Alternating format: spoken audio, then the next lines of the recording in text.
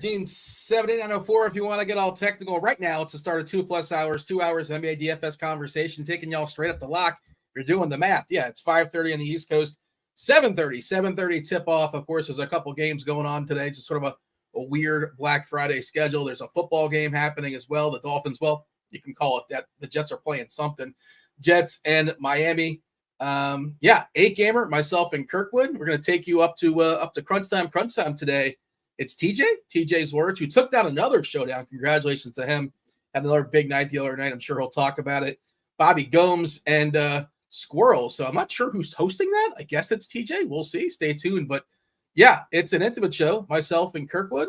Kirky, how was the Thanksgiving? Hopefully everybody out there had themselves happy holiday, enjoyed themselves.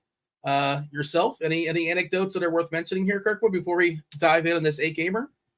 I do. I had a very happy Thanksgiving. Just at my girl's family's house. That was all great.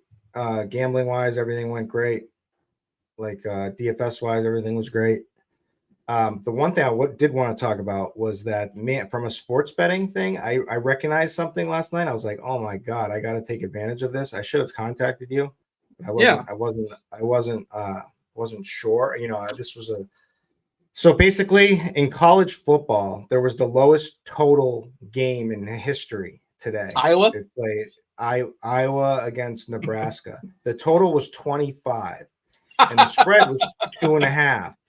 And I was like, Chop, we got to tease this thing. And he was like, holy crap, you're right. It's a great idea, actually, with the tease. Because, because they're not ready. They don't have the same value of the, 7 points in this is so valuable when it's a 25-point spread. Yeah. And so basically what I did is I was hammering 3-team teasers, 10-point super teasers, making the total. Actually, I have some 4 ones that got the total down to 12. I was like over 14. 12. I was over 12, but I was hammering 3-team 10-point teasers. So and it let me do NFL crossed with college football. So I took Iowa plus 12.5, over 15. And then I took the Dolphins at Pick'em, you know what I mean? And I took the Saints, and I took and I hammered this games every single which way, and we won. So it was great. And I was like, it was just crazy. I've never seen anything like this. Sorry. Dolphins game not officially over for what it's worth. 27-6. The Jets were just picked off in the red zone. The Boyle, the Boyle plan is not really working out so much, but he might hit the over on completions. That's all that matters for me. I think he's at 17. I think we have to get 18 or 19. I can't remember what the official number is, but 7 minutes to go there in that game. We got producer Devin on Friday, which means we're doing a Friday giveaway. You want to go ahead and jump in the Discord to get yourself signed up. Give yourself a chance to win yourself a month free. No, not a month, a week. A month would be crazy. That would be egregious, but a week free of RotoGrinders Premium. And you get everything. You get the lineup HQ, you get basketball, football, every single sport you can think of. And I can say every single sport because my understanding is NASCAR is out of season. So typically you wouldn't get NASCAR. That's a la carte. But NASCAR is, I guess they're done until Super Bowl. Is that when they start back up again? Not my world. But all right. Give Stevie a break and his NASCAR content. He's earned it for sure. But yeah, how do you go about and get yourself on the wheel? We're going to spin that wheel at 6 o'clock. No, 6:30. You go to the Discord channel, rotogrinders.com/Discord, and go into the live stream chat channel. I assume Devin's already put up a note and just sort of thumb up his comment. He'll pull your name, he'll throw you on the board, and we'll spin that wheel around 6:30 or so, give or take. Yeah, all right. And hit that like button while you're at it, too. Do all the things. Got to go to the Discord, got to hit the like button, got to subscribe, turn on those notifications, do everything. Okay, Kirkwood, the slate tonight. Man, it is we're starving for value here as things stand currently. I just feel like these sites have overreacted to let us make a lineup that looks halfway decent. I don't know if you feel otherwise. Who really cares how I feel? They don't care how we feel. But have you made a lineup yet? Have you made a shell lineup? Do you like anything? Because obviously we're waiting for some news. There's a chance some things can open up. And even if some things open up, it's Giannis might not play. Bobby Gomes is still 6'4" or 6K. Depending, everybody's already baked up already. But go ahead. What do you got? That's my little rant. How can we make a lineup without knowing Giannis, unless we're taking a stand? A show lineup. It's a show lineup, and you got to be flexible. So but I don't feel happen is what I'm saying. But I mean, are you expecting us to be out because of a downgrade? Yeah, I mean, he's currently questionable with an illness. I mean, what am I supposed to do? They're taking on Washington, which is, they probably don't need him. Do we know how sick he may or may not be? I have no idea. It is the in-season tournament stuff still going on, and Milwaukee is currently at the top of their bracket. They're tied with Miami. They're both 2-0. So you'd have to. They want this win, but do they need Giannis? Probably not. But you never really know. By the way, the Heat are also 2-0, and this is the front half of a back-to-back. They are getting Bam Adebayo back. They're taking on New York. Who said he couldn't? Who said he couldn't jump the other day? Which seems suboptimal. It's like, well, wait, he could, and he was also probable. He was probable, but he couldn't jump. Which again, Miami and their injury reporting. I'm a Heat guy, but I cannot defend how their injury reports are. It's complete nonsense. Yeah, I mean, Michael broke this down perfectly. It's Giannis and Halliburton is huge news. Like that's like the entire slate we're waiting on. So, but like even if Giannis is out, it's okay. Lillard's great, but he's super expensive. Bobby Portis is a good play, but he's not like cheap. We're gonna play Middleton. Middleton's. It looks like a good play anyway with the minutes increase, and he'll have more usage. Yeah, but again, there's no sort of smash play. Here? Let's just try this. Let's just go to the lineup HQ. Do we have the what ifs on the day after on Black Friday? Yeah, we have what ifs. Look at RG, huh? Well, Lillard would be a big DK value, but again, you got to pay for him, and like the value plays around him are not great. Lillard would have a 57 DK point projection against Washington, which is monster. 54 on Fanduel. He would have all the usage in the world and the best matchup in the world. So perfect storm, he'd be spectacular. Middleton would be a positive play, as would Portis, as would Lopez, and that's basically it. We have a what if for Kobe White. We don't know if he's going to play or not. Precious Achiuwa. This is how thin the what ifs are. Like Precious Achiuwa, does he matter? Not really, but a little bit incrementally. Slight bumps here and there. But I just went to the lineup HQ tool, by the way, and the best point per dollar plays. You ready for him? Trey Lyles, center and center only, which is kind of thin.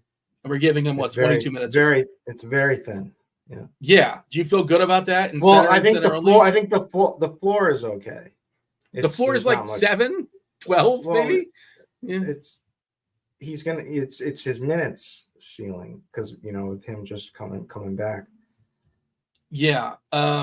We'll see. It's what a weird game too for Sacramento. We're gonna go game by game in a second, obviously, but just we're talking the slate overall. But yeah, he played 27 minutes out the gate, and that was the game where Duarte started, and he started because Murray's out. Murray's still out, and it was the strangest thing because they pulled Duarte in the second quarter with like 9 minutes to go because he got his third foul, and he never came back in the court, and he was in foul trouble the whole game. They kept pulling him, but there's no. First of all, Duarte doesn't matter really. Like, okay, if he fouls out, who cares? I don't know what they're saving him for, and he wasn't going to close anyway. So he never fouled out because they never let him close because Lyles closed. I think it was Lyles that closed. It was very weird. It's like, why do you care about saving this guy's fouls if you're not going to you don't want him really to play the closing time anyway? It was very, I don't know. It's just, I don't know if you were watching that, if you cared, if you monitored that, but it's just very odd. How coaches deal with fouls as is very, very strange to me, but that's an entire different conversation that, I would need a soapbox for. Other point per dollar plays. Go ahead. No, I wanted to finish the comment about the tease situation is that next week we may get this opportunity again. So Iowa's playing again next week? Yeah, they'll be playing Michigan, Ohio winner, which are like two defensive teams too as well. So we may get another opportunity. All right. Well, I am not a college football. I don't even me either. College football yet, but I don't know how Iowa is so terrible. Like I don't follow that, but it's just they're ranked 20th. What do you mean terrible? Offensively, I don't know how they're so terrible offensively. I know their offense is completely inept, and I guess their defense is really good, which leads to these totals. No, like they're just run and kill clock, and hang on with their defense. Yeah. It sounds absolutely miserable, to be a part of that fan base. But, I mean, I never was so excited to wake up or to get up because I've been sick all day. To get up and then watch this game, I was like, this game with a 25-point total. I was like, tick, tick, tick, tick, tick. Let's go. Keep that clock going. First quarter, it was 0-0. I was like sweating. I was like, what do I do? What else are we saying as far as the big picture? Like, again, we've seen Halliburton is questionable with his wrist. I assume he plays. They did. Now, it is important to note, I guess, the in-season tournament. Shout out to the Pacers. They came back like down 20 or so in the in-season game. I think that was on Tuesday. They've already won their group. They have it locked up, so they don't necessarily need to play Halliburton. They certainly can. Matchup against Detroit, how much do they need them? They're still going to be favorites there. Lakers also have moved on. They're not playing tonight. Just wanted to mention that. Milwaukee and Miami are both tied at 2-0. Your Celtics are 2-0. Did they win today? I know they were playing. Yeah. Porzingis got hurt, but I don't know how. I saw that. I wasn't watching. I've been sick, and I had that game. But shout out to them winning the other night and winning my money line bet where I felt like a genius because Beasley killed the spread at the very end. Did you see? He 1'3" he threw up there, and it the spread was 5.5 originally for most people. I didn't see it. And no, they were up 6 points with 3 seconds left, and Beasley did a one-legged 3, and was just screwing around, and it went in, and everyone bad beat for everyone. Boston lost to Orlando by 17. They were without Brown as well too. I think that's Orlando's 4th time in a row beating Boston for what it's worth. Orlando's got their number apparently, which is kind of strange. I'm pretty sure I saw a note. Saw it somewhere that Orlando's beaten 3 times in a row going into that game. So seems unlikely, but that's a thing that is happening. 19 completions for Boyle. That's all that matters. There we go. Good job, Boyle. All right, let's talk about the main slate. Unless you got anything else to say as far as a broad view. Levine's got a foot, so he's questionable. Kobe White, he's got that ankle. He's questionable, so Chicago could be interesting. Duncan Robinson is out for Miami, so theoretically, possibly, maybe something opens up for Miami. They're they have few bodies there, but the matchup versus New York is pretty unappealing. There are 2 7:30 games. Chicago, Toronto, 216.5. Miami, New York, 212.5. So maybe a spot where you can skip both games, but maybe not because nothing else might come as well. So it's all different degrees of kind of gross on this slate. We have some big totals as well, but hard to fit some stuff in. I'm playing the slate. I did the research, but I need you to talk me into some stuff, Kirkwood, because I don't like a lot. Dean, I've been sick all day. You're barking up the wrong tree. But I'll give you my big picture overview here. Is that it's Washington, Milwaukee is one of the best game environments, obviously, because the pace and the defense. But the spread. But if Giannis is out, that would make it more competitive and more value, even though you think that they're all priced up. But that game is just going to be oozing value. And Detroit, same with Detroit. This game is already the one of the best games here, Detroit, Indiana, and with Halliburton news on the way. So either way, these 2 games are good and they could be incredible. And then we have some other issues with San Antonio, Golden State. From a total perspective, it looks good, but blowout looms potential there. Though I'm not sure. And then there's some other pieces that you've already mentioned, like Zach LaVine news. But we're struggling right now until we get this news because we're struggling for value. Mr. Richard in chat says UCF is playing for bowl eligibility. Yeah, I think they need one more win. They're taking on Chops Houston Cougars. I got to slide in the Chops DMs. I know UCF's a 2 touchdown favorite against Houston. I guess it's a down year for them. But all right, down year for UCF. We're not going to win the national championship this year, but you can't do it every season. Let's dive in. Let's do it. Let's break it down game by game. The very first game we're going to talk about. Let's get excited. And thank you for being a gamer here, Kirkwood. I know you're not feeling spectacular, but you're going to have your flu game here. The Bulls at Toronto, 216.5 is a total. Toronto is a 6-point favorite. Again, pretty dicey, up in the air as far as Chicago and their body parts because Levine's got a foot, White has an ankle. They're both questionable. Toronto, Precious is questionable with his knee. As far as our projections right now, or as far as ownership in this game, again, not a very appealing environment. But DeRozan, in all his revenge, he may be a little bit dusty these days, but he's cheap enough and probably he certainly would benefit in the absence of Levine or Kobe White or both. But currently, and again, a lot of this is because the value in the slate's not great. The price is pretty good. 20% ownership for DeRozan at 7.3K and DK. Precious also getting 20%, which to me seems outrageous. Center and center only. And 19 minutes, where is a fantasy point minute guy. But yeah, what do you got as far as Toronto, Chicago? I don't really like either one of those plays. Like if I fall into them, whatever, but it's not something I'm seeking out. But I guess that's kind of the nature of the slate for me as well, because I don't like a lot. Have you heard that? What do you got as far as Chicago, Toronto? Tim Boyle touchdown to Garrett Wilson. Okay, so yeah. All right, so basically, I mean, this game could be a source of value for us with Levine, with Kobe White, Precious Achiuwa.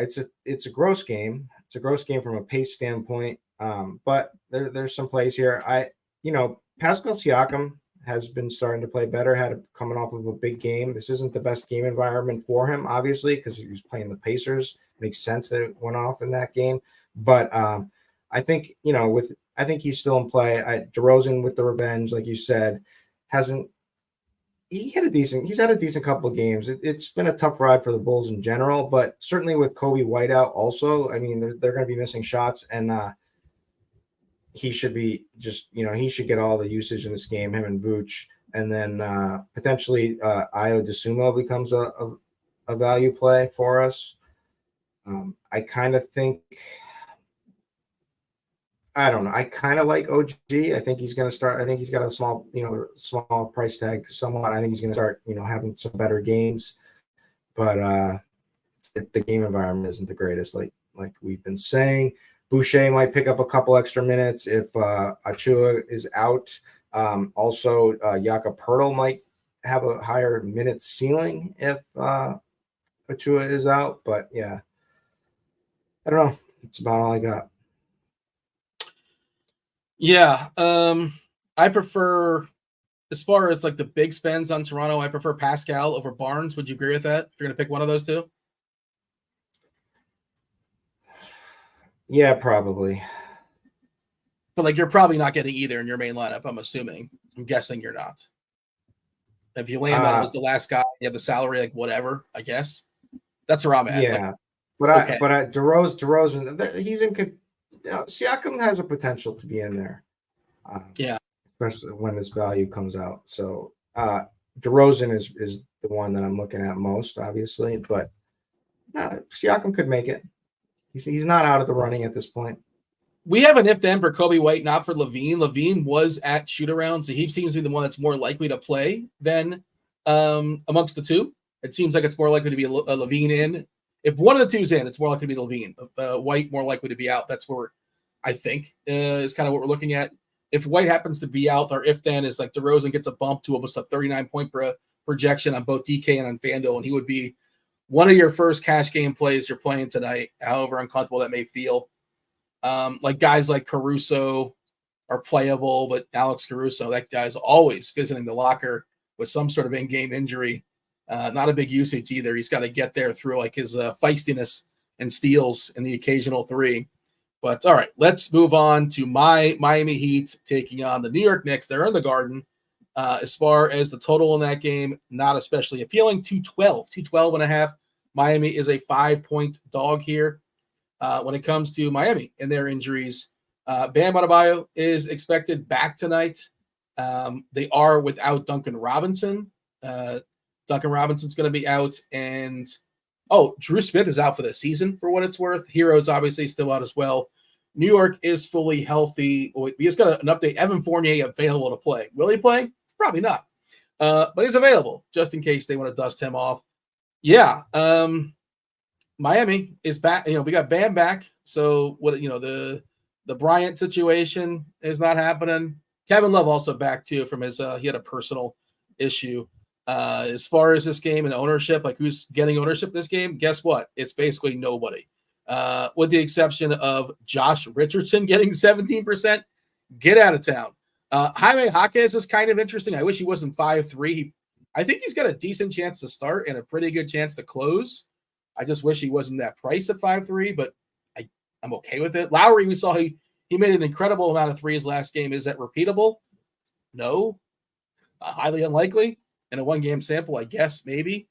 But yeah, terrible game environment. And New York's fully healthy. I don't think I'm playing anybody in New York. You want to sell me on a Knick tonight? Go for it. Terrible game environment, like you said. Just slow Knicks basketball, defensive minded basketball. 29th in pace, Heat 25th. There is a player on the. There's really not any Knicks that I'm interested in, but Caleb Martin is going to get some ownership for sure. He should, at least with Duncan Robinson being out.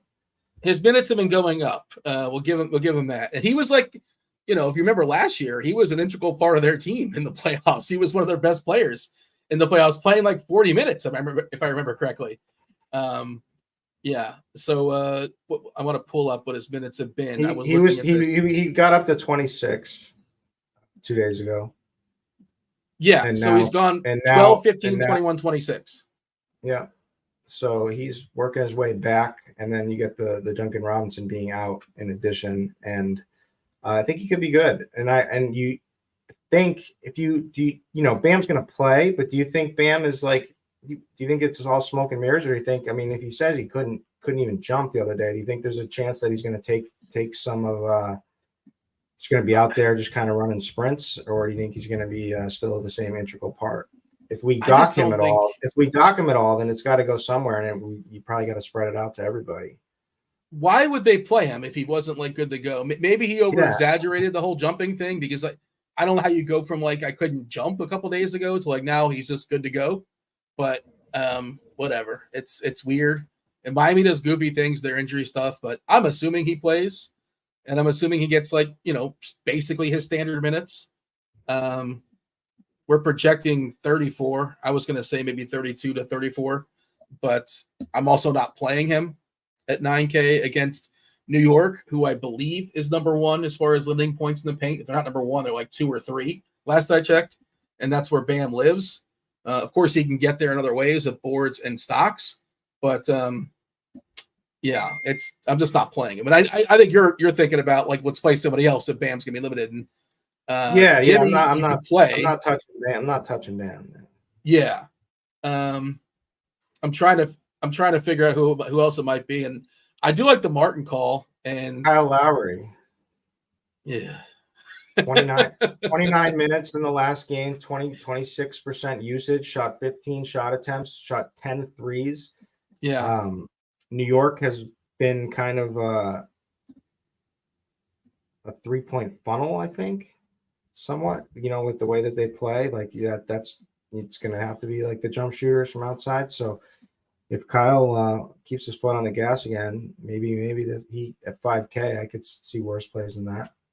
New York middle of the road as far as 3-pointers made this season, 12.6 per game, which is about 14th best. So right there in the middle as far as giving up 3-pointers. Biggest funnel right now is Memphis. Memphis gives up 15.4 made threes per game, which is the most, and they give up the fewest points in the paint. It's pretty insane. Like Booker, I'm not watching the game, but I'm assuming Booker is doing things. Mostert just ran a 34-yard touchdown there for Miami, 34-13. That probably just went over as far as the total there. And let's see, Suns, Grizzlies, 43 with 6 minutes to go. I'm guessing a bunch of threes have been made, or no, they're only 2 of 10, but that's why they're tied versus the Grizzlies. Also, Durant's not playing, but okay. Anything else here we should mention as far as Miami, New York? I like the Martin call, and he's cheap enough where he probably just doesn't blow up in your face. They're going to need him. And he plays, we have 26 minutes. I think he plays at least 26 minutes, right? Like they've been ramping him up a little bit every single game. Yeah. And Duncan, I can see him getting 20, 30 for sure. if needed. I think you have to assume that he's at least going to be at the same level and has the potential to get up to 30. Precious Achiuwa is available, so whatever value we could have squeezed out of that wasn't a lot. Well, I guess you can play Precious Achiuwa. Yeah, we kind of mentioned him in passing, but like if you were thinking about like a Boucher dart, it hurts that a little bit incrementally. Let's move on. Let's talk about Detroit and Indiana. 243.5 is the total. Those are the 7:30 games. This game's at 8 o'clock. By the way, if you're joining us late, we are doing a giveaway. We do giveaways on Friday.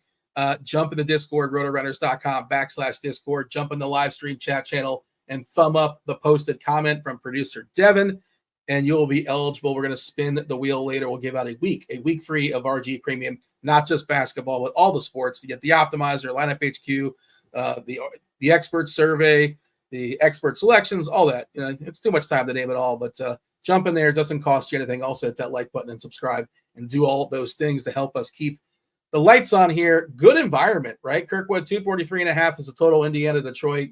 Indiana is just a lot of fun to watch these days, the way they're going up and down.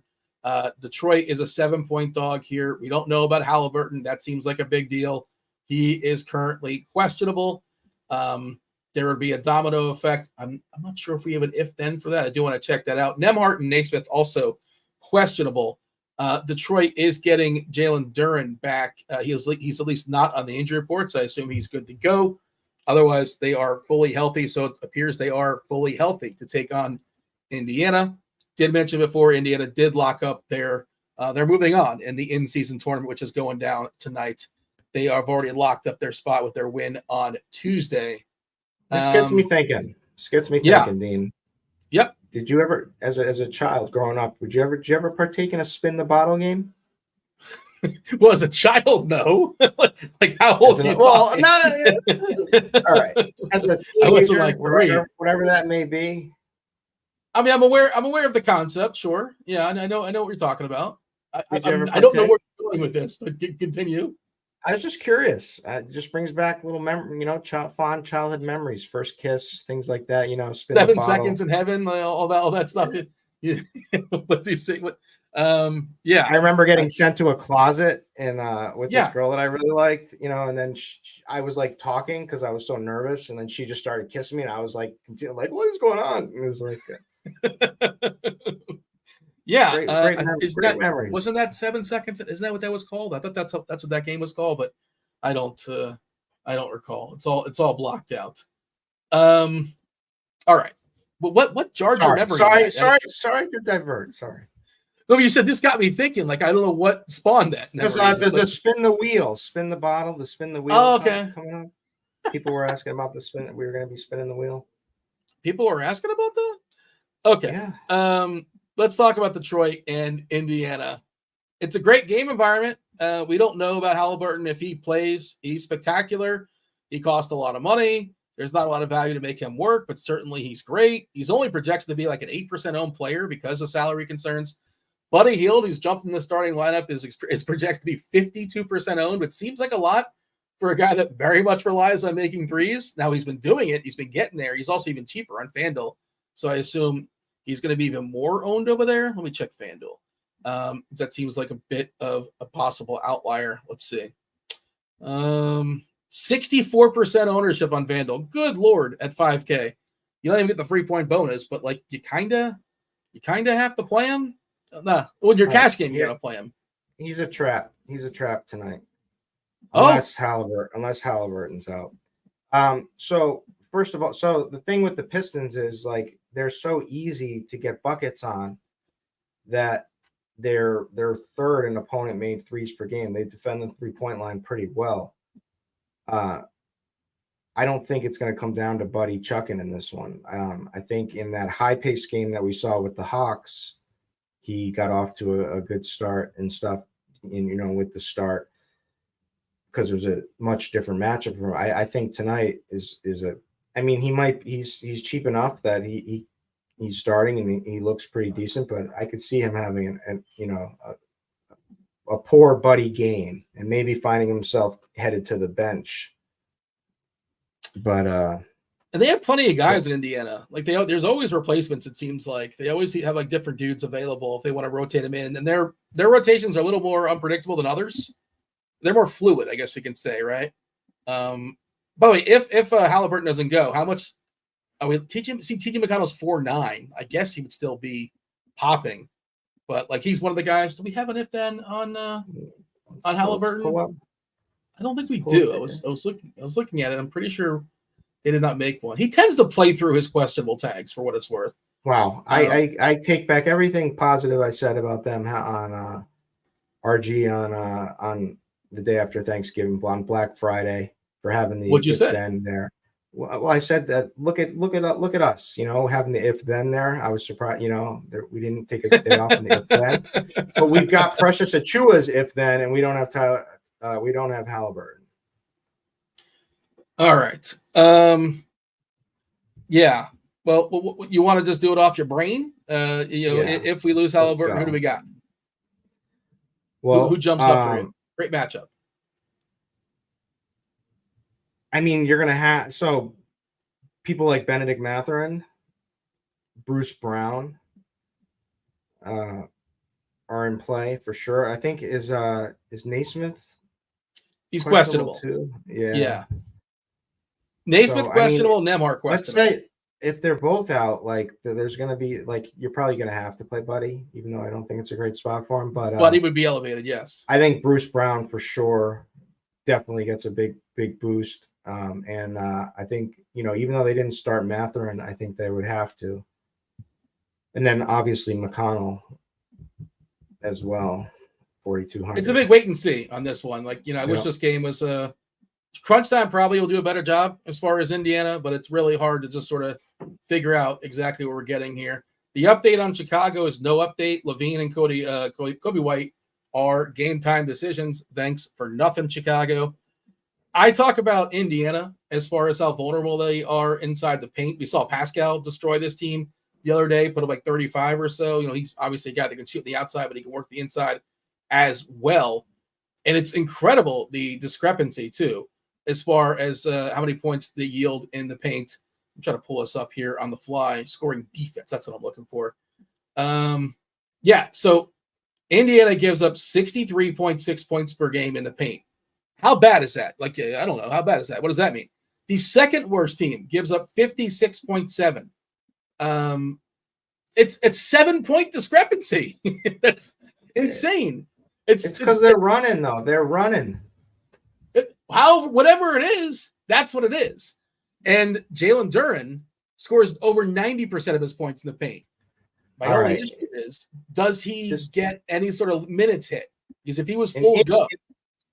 Coming back from injury, Jalen Duren in a freaking really fast-paced game sounds kind of scary to me. And he's not. He's expensive. He's 6'7".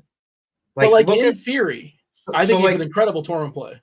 So match those statistics which you're giving about points in the paint with the type of play. So right. So obviously Indiana, everyone knows they're the fastest paced team in the NBA.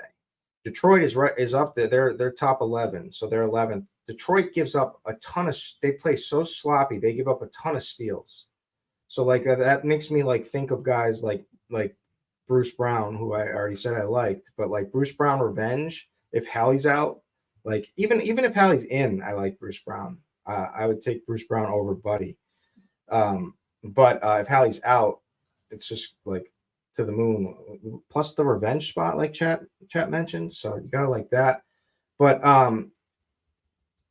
so I just don't see Durant. Maybe I'm wrong and I'll get smoked tonight, but Durant isn't the guy that basically I want Cade Cunningham in this game. Yeah, I like him too. But to your point, I did pull it up on the fly. Detroit does give up the most steals per game, 9.5, and Indiana gives up all the possessions Indiana has, right? All the possessions they have, you think it'd be higher. The fourth fewest steals per game, 6.2, and that's because Halliburton's awesome. That's because Halliburton is amazing. Because that's why they're running. They're running so much because they can do it. Because they've got guys. And they're also shooting faster. It's fast enough where they can't turn the ball over.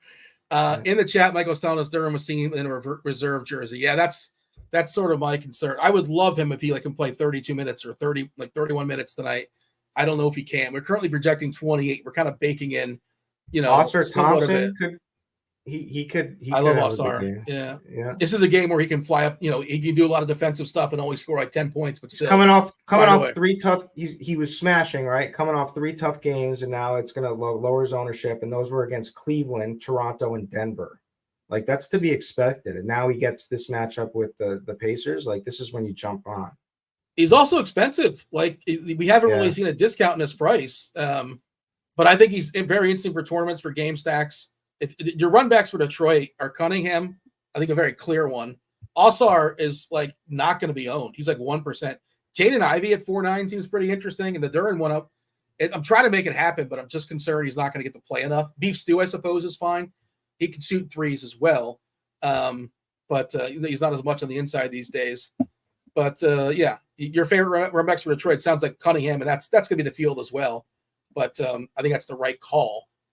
Anything else we should say as far as Detroit and Indiana? Flying Armbar is asking about teams that need to win tonight for the in-season tournament. Indiana does not. Indiana has locked up their spot. So the Pacers do not need to win. They're already moving on. Other teams, Milwaukee and Miami are both tied at 2-0, the top of the East Group B. So they both want to win. I think they always want to win, but I think they want to win. Miami's taking on New York. New York's 1-1. New York kind of has to win. If they lose this game, they're officially going to be out.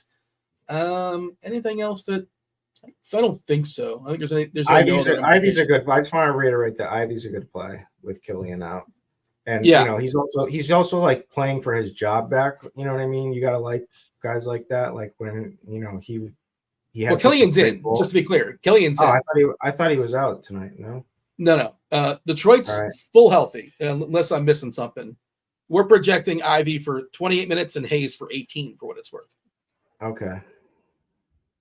Well, he got anything his crack back. He got his whatever. Who cares? The reason he was getting more minutes was because Killian was out, but he's earned it. I think he's somebody that can smash this like point per dollar at 4.9K in this kind of matchup, right? I think that's where you're at as well too. Yeah. Although it doesn't really project great right now, but I just like the environment. And again, there's not a lot out there. There's not a lot to like right now. And the pieces so far have not fallen in the direction of more value opening up. It's tough to make lineups you're going to like. Let's move on. Sacramento, Minnesota, 229.5. It's a total. Sacramento's a 4-point dog here. As far as who's in and who's out in this one, Keegan Murray is out with his back. That's the big one there for Sacramento. Minnesota, McDaniels is out. That means Nala's going to continue to start. They're throwing him on like the best guard as well. So he's going to stick out there and play against Fox on the other side. Your boy, De'Aaron Fox, top five player in the NBA. De'Aaron Fox. He's going to become that. No, he's not. Yeah. He's good, but he's not going to be top 5. Come on, that's outrageous. We don't really have time to get into it, but I was looking at somebody saying they're talking about the MVP stuff, like potentially the MVP race early in the season. The first 5 players of the MVP, not Americans. It was like, well, wow, they're all not Americans. It's pretty wild. Just the expansion of this game. How it's become a world game. It's I'm trying to think who like the first American was in that list. I don't recall. It might have been LeBron. I don't recall, but the first 5 guys, it was Luka, SGA. So patriotic. Well, what do you mean? It's not. It just is what it is. It's not patriotic or not patriotic. No, for you, like that you're so concerned about this.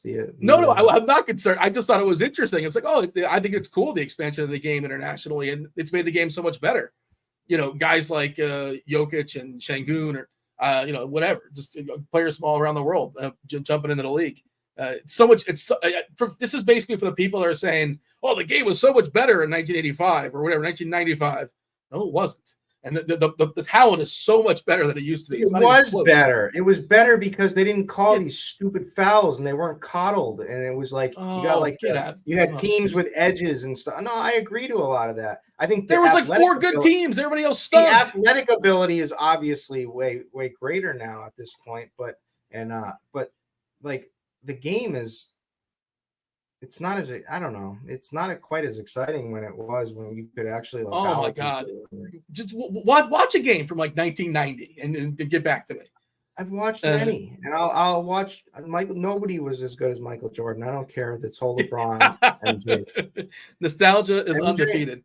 MJ 23, and then for me, Larry Bird, the athletic specimen, like him, the guy from Boston. Are you serious, Larry? You're gonna bring Larry Bird? Like, I could not believe. It's shocking. But you can see my shocked face. I think you're just playing a part and just trying to poke the bear right now, which is fine. But Sacramento, Minnesota, what do you got? All right. So this game's kind of like interesting. Obviously, we like Sacramento and the pace they bring. A good defensive team in Minnesota, but there's a lot of good plays here. Trey Lyles is like we'll see how that ends up, when we get some news here coming. But like I said, I think like a floor is okay. I just don't see like a huge minute ceiling with this guy, but he's got some games, so I don't mind him. But I like Towns in this game a lot. I like we should talk about Nickeil Alexander-Walker. Yeah. I mean, he fits lineups. At this point, yeah, that's the thing, and he's starting. But I don't. You excited about that? No, I don't see a big ceiling with him. I like him, and you would need like some other guys to be out, but unfortunately he's where we're at the moment. Yeah. Until we get some news, but I'm hoping not to play him. I'm hoping not to have to play Kyle Anderson. Yeah, he's another guy that just sort of fits lineups. He's cheap enough and he works. 26 minutes, 4.8K on DK, a 23-point median projection. Not going to blow your socks off. His ceiling is 30, his floor is 16, and probably doesn't destroy you. It probably doesn't make you, but he helps you get guys you want to spend up for. It's not good. It's not good.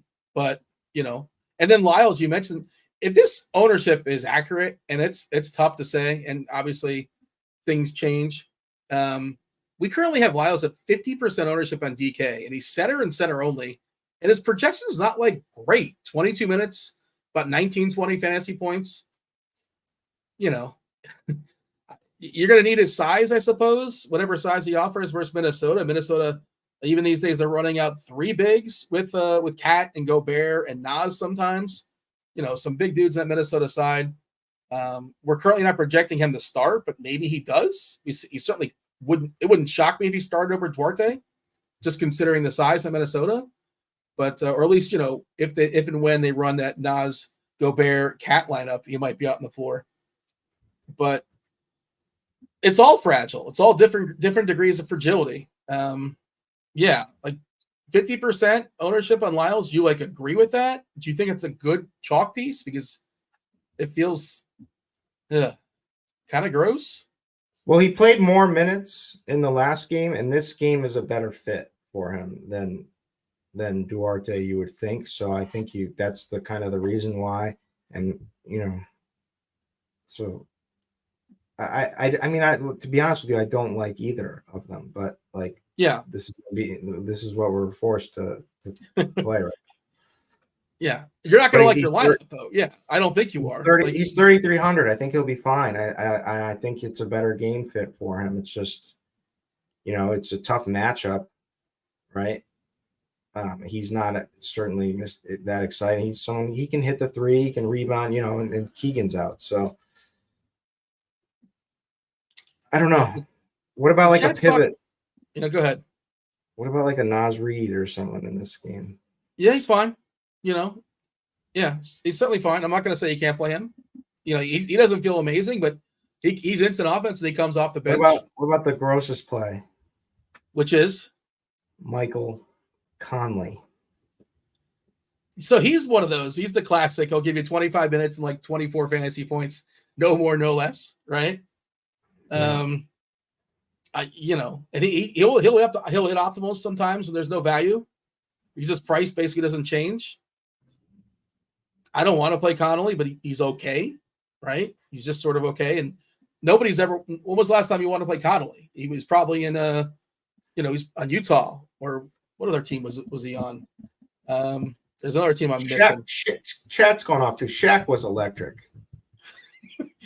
The chat's ridiculous, by the way, saying Shaq would be 18-5 on Fanduel. Shaq didn't put up what Jokic did. He didn't even come close to it. I know the highlights are spectacular, and he was dominant, and you couldn't stop him. Jokic he was better than Shaq, and he's better than Shaq as a fantasy player. Shaq didn't average 2 fantasy points per minute. Come on. It's, again, nostalgia is making it all cloudy for you. Memphis, thank you. I couldn't think of Memphis for some reason with Conley. But Shaq will be less than Jokic, at least he should be. Otherwise, he's unplayable. Jokic is the standard, not Shaq. I just wonder the better question is Celtic great, Shaquille O'Neal. Phoenix Sun great. The better question is, if Shaq came up 20 years later, would he be shooting threes? Would he have learned how to shoot threes when he was younger? No. Yeah. So I don't know. Maybe he would have. You never really know. And then I think that's an interesting thought. Anybody out there order the Shaq-a-roni lately? I've seen the. I have not heard the shakaroni. All the pepperoni. You got to do more pepperoni. Support your local pizza place before the chains, right? I mean, we're not sponsored by Papa John's, are we? I don't think so. Eat that crap. I would eat it if I was the local forced pizza to joint. eat It's gonna be. It's a few bucks more. I've got world-class pizza joints like literally down the street. So if you're gonna have pizza, right? You know, it's not like it's the worst. Yeah, pizza. They're all our show is global here. There's a lot of places that don't have that, and their pizza places, Papa John's or Little Caesars, and they got to choose. You know. Yeah, I feel my favorite bad. New York slice out is, to them, but I'm curious if anyone tried the shakaroni. You ever have that Sbarro's? It's my favorite New York slice. Anything else as far as Sbarro is underrated, by the way. No, it's not. It's terrible. Yes, it is. Sbarro does a good slice. No, it does a good slice. Yes, it does. Does not do a good slice. Get out of town. I'm happy in an airport when they have a Sbarro. Oh my gosh! In an airport, your standards are really low, sir. No, I eat the best. You can't screw up pizza.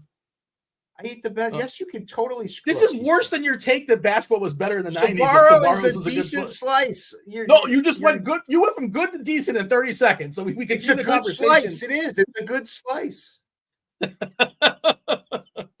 You went from good to decent really quickly. It's a good slice. It's like it's not. If I see it in an airport, I'm happy to get a slice of Sbarro. Oh my gosh! Now, if I'm here in my city and I have every world-class pizza, I'm not happy. I'll take Sbarro over like any like Domino's type, any like that kind of crap. You're comparing. Okay, yeah, this is like taking the. You're talking but that's about what they're the Wizards team, against so they should be compared like that. They should be compared like that. Okay, let's move on. Let's talk about the aforementioned Nikola Jokic and his Denver Nuggets. They're taking on the Houston Rockets. The total is not especially appealing. It's 215.5. That is not a big boy number at all. We still have Jamal Murray out, probably coming back. Well, we'll see. Maybe not for a while, a week or two or so. We care about today and today only. Who cares, right? We want him to come back soon, though. As far as Houston, they're fully healthy. No Thompson. We haven't seen him at all. They played earlier in the year, Şengün. Şengün seems to play Jokic pretty strong, pretty solid, but there's really no discount for him. He's 8-2. Jokic is 12-9. It's the same old story, man. I love Jokic. I love the Joker, but am I going to be able to find the money for him right now? I can't see how I do that. I don't know how I make that work. If you're running 100 lineups, sure, by all means, get yourself some Joker. But it's a really, really tough squeeze on the old pocketbook, on the salary as we stand right now. Yeah, Denver, Houston, what do you got for me? Joker went for 85 fantasy points when he played them last. So he needs to do it again in order to play him. Basically, he can. It's possible, but Şengün is a beast. I like Şengün tonight. If I could get to Jokic, I would. It's impossible at that price at this moment. Giannis in, by the way. All right. See, even though he's like the antithesis of like news, like when they all like in-day downgrades and stuff like that. Like he went from probable yesterday to questionable today. I always kind of thought that he would play. Okay. But I didn't really have a thought on it. I didn't really know. Yeah, I didn't have a lean. I wasn't sure either, but so that helps. That's helpful to get that. He's probably the best value big guy, big spend tonight right now at this point. Is he hitting Giannis? Yeah. Well, I'll run some optimals in a second. I'll tell you the results. Did get a new batch of projections as of 15 minutes ago. Probably not a lot changing, but I'll run 100 lineups and see. I'll add a little variance to it and see if anything kind of pops, but it's not going to be good. I'll tell you, it's going to be a bad looking lineup. It's going to be gross just because that's just the way this slate sets up. Give me your Denver Houston thoughts. Tough one. So I like Şengün. Şengün is probably my favorite play here. In both teams. Nobody's going to play Van Fleet tonight, I don't think, after getting disappointed the last two games. I think it was 2 games ago where he was a play when Şengün was potential. A lot of people had to play him that night. 16% ownership on DK currently. I have them low. I have them lower, so that's what RG has them at. Yeah, I'll take the under on that. Yeah, you do like a collective of you pull from everywhere, I guess, and that's you're saying RG's a little hot and Freddie. Yeah, I ag everybody, and by when I was getting ready for the show, RG didn't have an updated ownership point, so I don't have them to look at right now. I'll have to click it to go to the actual site. So thank you for telling me what they have them in at, but I got them lower across the board. By the way, not to cut you off, Halliburton in, Nembhard in, Naismith out. So no TJ McConnell season.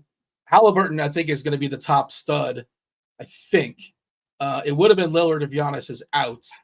I'll pull stuff up in a second, but we got nothing. So we need Levine. I know. I know. It's really. I want to play Jokic. This is supposed to be Black Friday. We're supposed to have deals like everything's not. There's nothing on sale. There's not. It's like the inverse, basically. Trey Lyles, the most popular player hitting optimals as of right now. He's essentially hitting my ceiling of 71%. Buddy Hield, the second most popular player hitting those lineups. Stop me when you like somebody. Nah at 36%. Middleton at 31%. I'm fine with Middleton, assuming those minutes kind of creep up 26, 27, 28, 29, 30. Not 30, but if you get 27 against Washington, he should be fine. Anthony Edwards and Cat are like the studs that are kind of jumping at 31 and 21%. But just to me, they're fine. I like them, but I don't know. I don't think it's like not amazing chalk. But I don't want to call it chalk, but I don't think I'd be that high on Minnesota. It seems like we're high on Minnesota, just as a general thought. All right. I'm just going to click a lineup and see if I can make one with Joker here. Let's try it. It's not going to look good.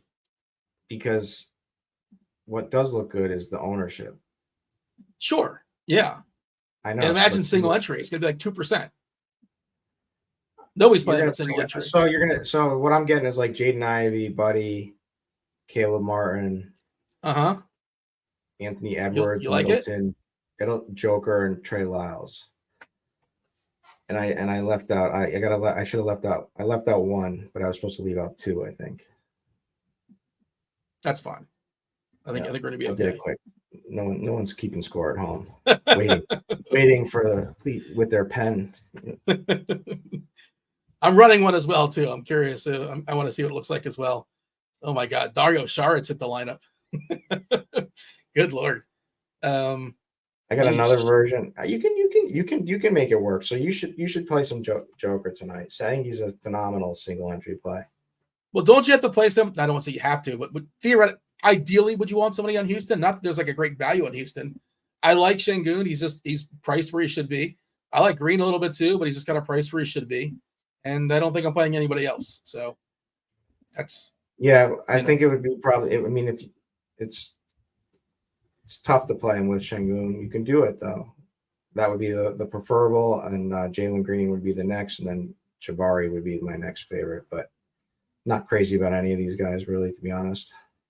Crunch time coming in about 15 minutes or so. Devin's going to spin the wheel in about 5 minutes. What do you mean spin the wheel? What is that? You can get yourself 1 week free. 1 week free of RotoGrinders Premium. How do you do that?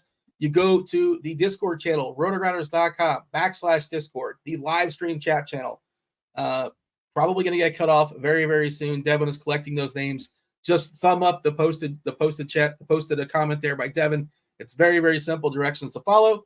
He's going to throw your name up on the screen, on the wheel, which will be on the screen in about 5 minutes or so. We're going to give away a week free of RG Premium. Also, Devin's going to be running a DK tournament. A DK tournament will drop into the YouTube. If you win that one, you also get yourself a week free of RG Premium. Maybe, just maybe, you can hit the exacta box and win both. I don't know what the odds are, but it's unlikely. You never know, though. 0 if you don't try. I don't think that contest has been created just yet, but it will be dropped into the YouTube momentarily. Not momentarily. At some point before the show is over. I think at crunch time is normally when you want gets. Yeah. You want to host the Tournament Takes podcast tonight? Are you not feeling well? No, I'm offering it to you if you want to, I'll come on as like a back seat. Can I come on and can I be the guy that like chimes in? I one time I want to not host.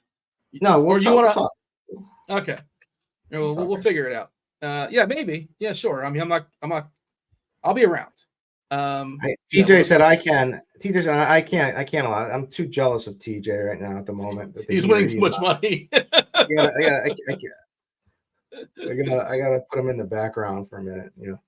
I want to bring some energy on that show. There's too much energy. You got to get just the right amount of energy. Because you said too much. We fired up the energy. We fired it up last week.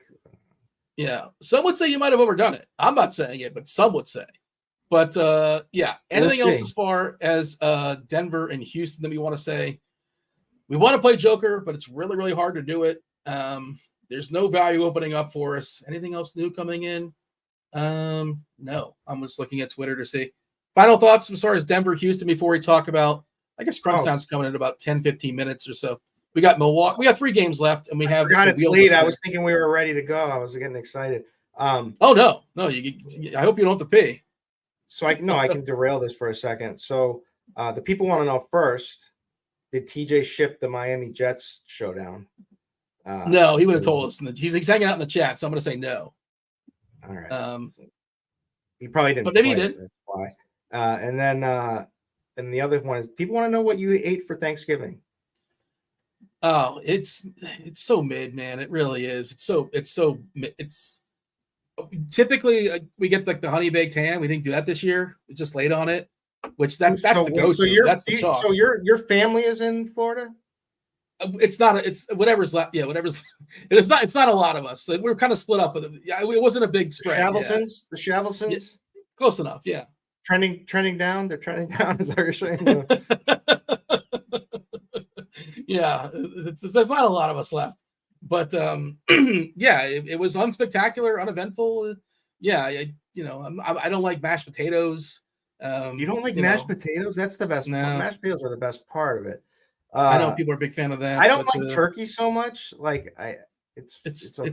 We need to change turkey, like Christmas. Like we do prime rib at Christmas. Like I would much rather prime rib. There you go. I'm into that. Prime rib for Thanksgiving. Devin's probably puking listening to that. What did Devin have? Did Devin slice up some eggplant? Slice up some tofu? I went to visit family. And my grandparents in Mississippi were like, "What are we gonna make for you?" And I'm like, "I eat like a rabbit, man. Like, just let me bring on something." I brought some vegan sausages, and I ate that with cream corn and rolls. So yeah. Did you happen to see the Lewis Black rant on Thanksgiving and vegetarians by chance? I have not seen this. No. I'll send it to you. You're aware of Lewis Black. You're aware of his work, I imagine. Yes, yeah. Very familiar with his anger. You're not going to believe he was very angry about vegetarians. He's like, that's our holiday, meat eaters.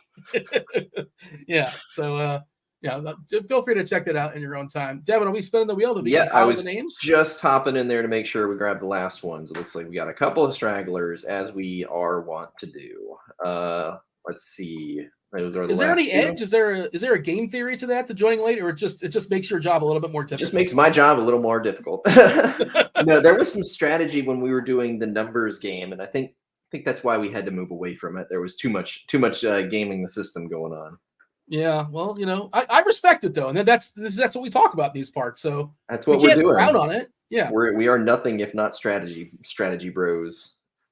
All right, we got our first winner queued up here. We'll go ahead and spin the wheel. I got green. Green is the chalk. I'll go blue. Kirkwood, get in. I can't even see. You name a color. Yay, Snow Fanatic. Congratulations.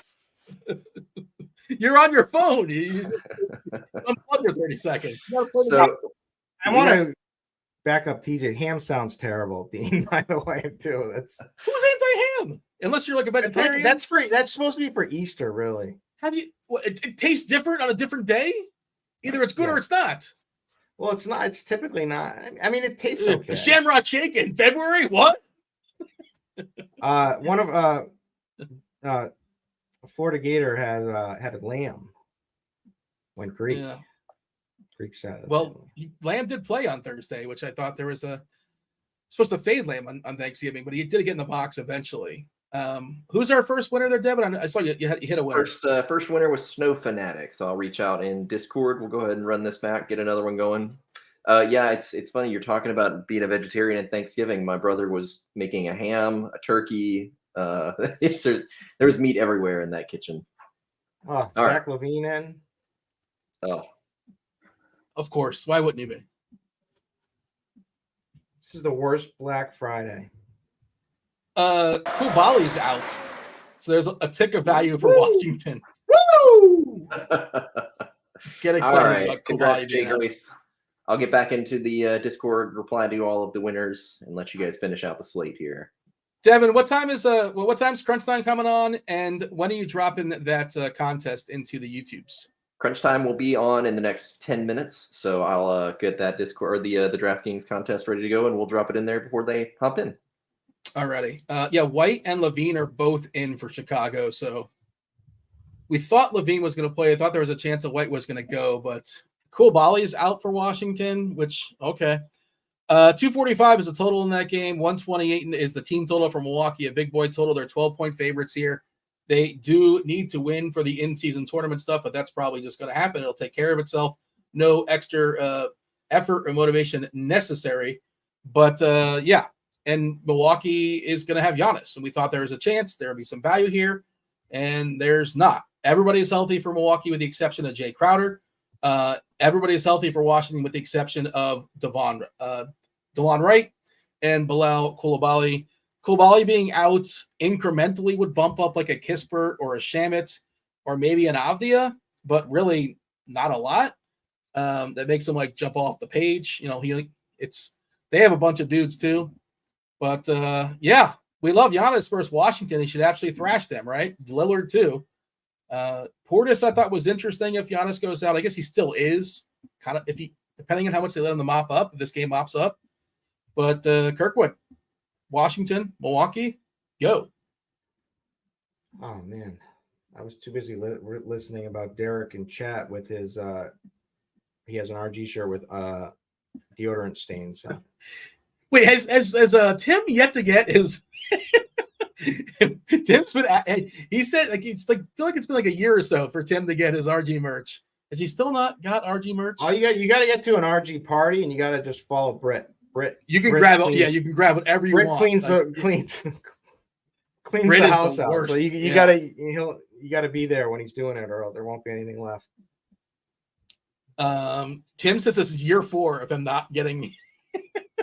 It's like the dude 4 from years. Office Space. 4 years for Queso Tides. Get him some merch. It's not my department, and who am I to tell somebody? I didn't. I guess time flies when you're not having fun like Tim. You know, he's definitely not having fun about the merch situation. But yeah, Washington, Milwaukee. We get this one and 2 more, so we probably should pick up the pace a little bit. Whenever we don't get to, of course, Crunch Time cleans up. New Orleans Clippers on layaway. We'll talk about San Antonio, Golden State. Both those games starting after 10 o'clock. Kind of a split slate, 6 and 2. The first 6 starting between 7:30 and 8. This is the last one, Washington and Milwaukee. Well, what's to say here, Kirkwood? Right, Giannis is great. Middleton, I think, is the most interesting piece because we saw his minutes bump up. And if he plays like 26, 27 minutes here versus Washington, he's a good play, but he's only going to play so many minutes. What do you got? Yeah. I got Giannis, Middleton, Denny Avdia. I can't ever do that. But with I think he gets a bump for minutes and if you really want to like stack this game, because it would make sense if you're going to play Giannis and Middleton, especially if you're going to play them together, you're probably going to want a good game of back and forth. And so Kuzma's always the guy, or Jordan Poole would be the next one. But I always lean Kuzma in that situation. But man, his price at 8,300 is getting a little dangerous. But dangerous, fine, because you want this game to just stay close and go off. Poole's not cheap either. He's 6'8", and he doesn't do anything but score, and sometimes he doesn't even do that. Yeah. Anything else we should focus on before we move on and talk about the last 2 games before Crunch Time comes in?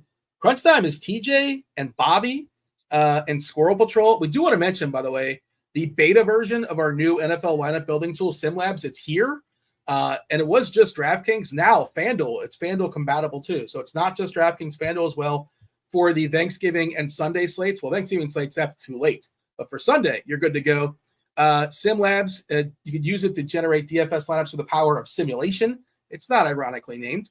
Combines data from every aspect of the slate to churn out lineups that match your preferences. Just a few clicks, you can get hundreds of well-built, correlated lineups ready to go for whatever contest type you're playing. Check it out in the description. And I believe, is it still free? It doesn't say free here. Is it no longer free? I don't know. It's free. It's free, Dean. Don't worry. We'll be letting people know when it's not free anymore. Okay. Is free not written there, or did I just skip over it? It's the implied with beta, Dean, the keyword there. Well, I lost a lot of money in Top Shots, and that's still in beta. So if that's true, is that a needle? Are you needling me? Too soon. There was a show I watched that told me that Top Shots was like the wave of the future, and I'm very angry. Yeah, and you were the goddamn host. Oh my God, I was watching it was like a simulation or something. We don't have time to get into it. That's I was just asking questions. Yeah, so shout out to SimLabs. We'll let TJ read the props and pick'em package promo because we're already up against it. Hey, let's talk about these last two games here. It's San Antonio. San Antonio is taking on the Warriors. 235.5 is a total. Pretty big total. There's also a threat of a blowout with Golden State being, a 9-point favorite here. San Antonio is fully healthy. Gary Payton is he's got a foot, so I believe he is questionable. I believe this is the last game for Draymond's suspension, game 5. Warriors, Spurs, go. Curry, if this game stays, this is a game that he could absolutely go off in. Chris Paul, just because of he's like just kind of that fine play on a night like tonight. But if this game is a blowout, like it's pretty risky with him. But those two, I guess. We gotta talk about Victor for sure, but also, the guy who's just been going crazy, Zach Collins, looks like. Give me your thoughts on Zach Collins, Dean. Yeah, I don't think he's a good fantasy player. Yeah, I don't know how good he is as far as helping teams win, but we don't really care about that, right? Pretty strong fantasy player. The tricky thing with him is he's almost 7K now. Not the best matchup if he has to face a guy like Looney on the inside. I did think you kind of mentioned Chris Paul. We don't have time to get into the nonsense with Scott Foster, but I have rants on that, but we don't have time for it. It's insane. You listen to his where he said it's about his son. Yeah, things about it with the NBA. The crazy thing is the NBA could very easily just not put Scott Foster in games with Chris Paul. They do it on purpose because they love the drama. They love that people are talking about the NBA for good reasons or bad reasons. They love that they're in the conversation, especially around, Thanksgiving, football time, right? So it's intentionally done. It's not hard to say, let's just have Scott Foster ref the Washington game.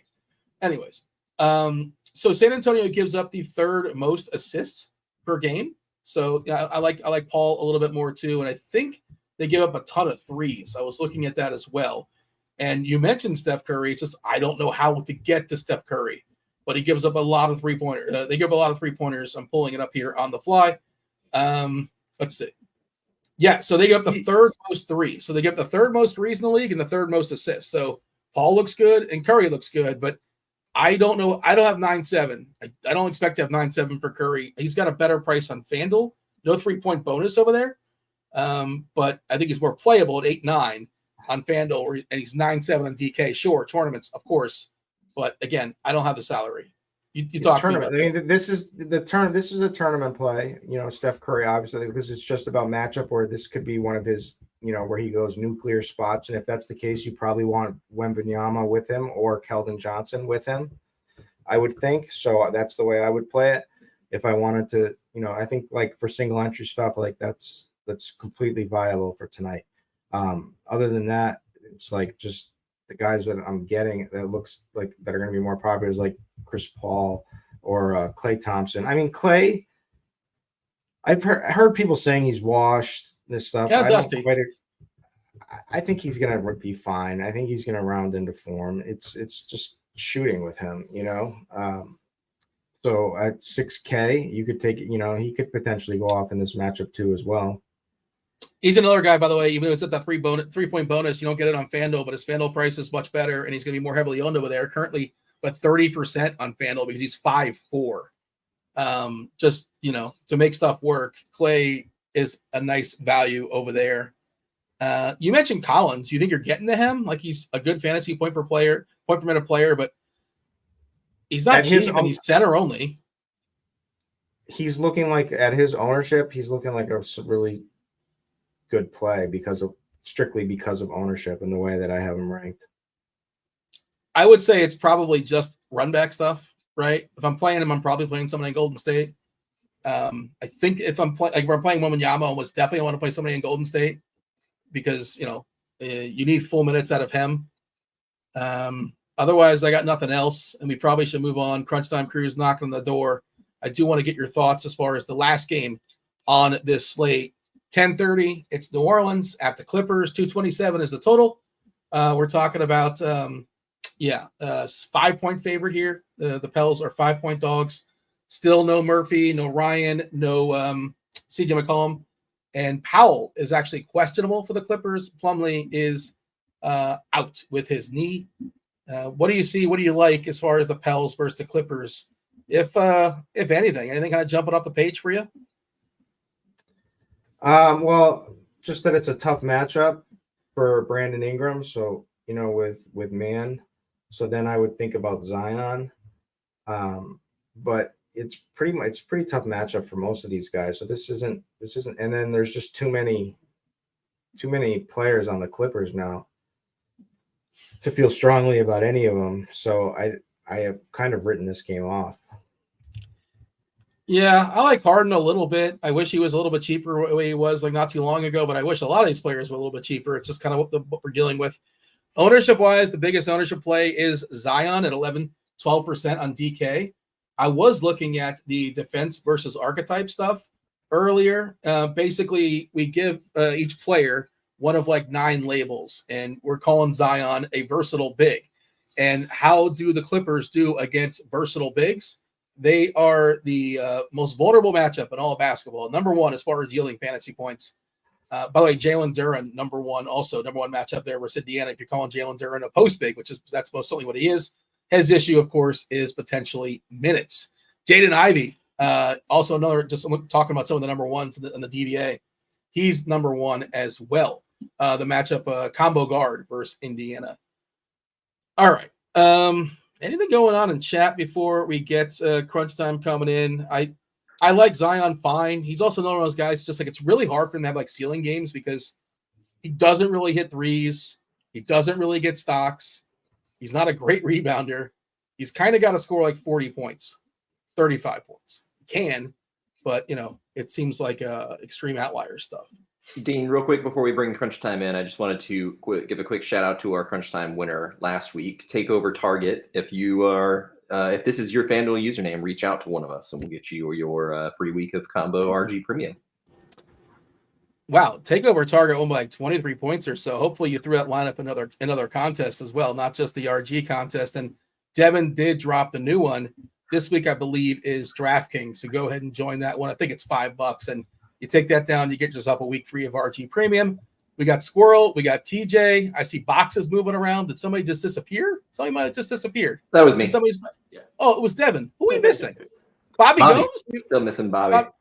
All right. TJ, are you playing the role of host? I am Kevin Roth today. All right. Congratulations to you, by the way. You had yourself a nice little weekend with 40K or so on the old Showdown streets.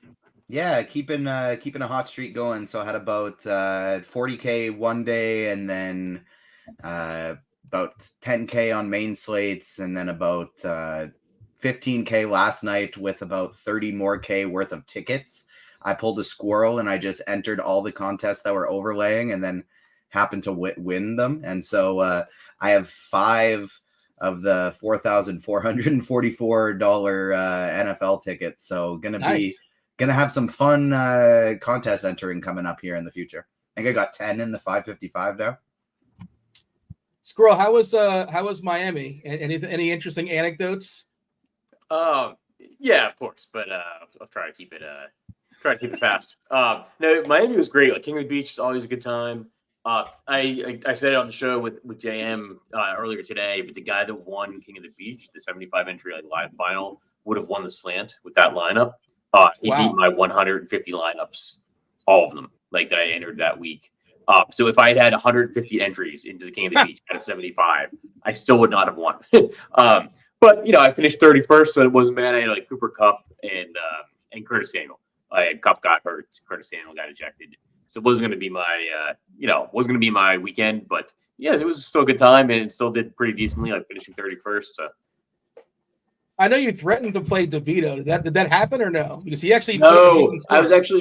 I think I was listening to your guys' show Sunday morning, and you were right. I wanted to play Dorian Thompson-Robinson so badly, but it just didn't make sense. Like the projection-wise, didn't make sense. Yeah, I thought he had upside as a Russian quarterback. Didn't pull the trigger there. Didn't pull the trigger on Tommy DeVito. I did do Sam Howell, but I did have Saquon Barkley too, and Barkley did pretty well. And I think that was a great call. 2 people that had him in the contest. So. All right, myself and Kirkwood, we're going to step aside and get out of here. TJ, you're going to run this thing. Kirkwood, give me a feel it in your plums play. Who do you got for me? You want to give a top 5 player in the NBA, De'Aaron Fox? Do you feel him in the plums tonight? Not the matchup for him tonight. Although he's still gonna smash because he's so good. But Bobby, I just want people to know that I let Bobby sleep on the couch, so he's using my my old place here. I think TJ slept there a few nights too. I think at one point. It's a big Airbnb deal share. I mean, Cade Cunningham's gonna nuke. So that's I guess that's my feel it in my plays plum. Feel it in my plums play. But I'm also sick, so the radar isn't as sharp. The plums might be off a little bit today. Understood. Most top 5 players would overcome any matchup. I would just throw that out there. But hey, we'll save that conversation for another day. Myself and Kirkwood, we do appreciate y'all watching.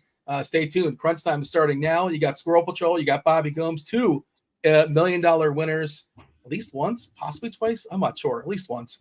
And you got TJ, who's a $40,000 error this weekend. TJ, play the role of Ralph. Take it away. Thanks for watching. Ralph, go for it. No, it's TJ. It's all TJ.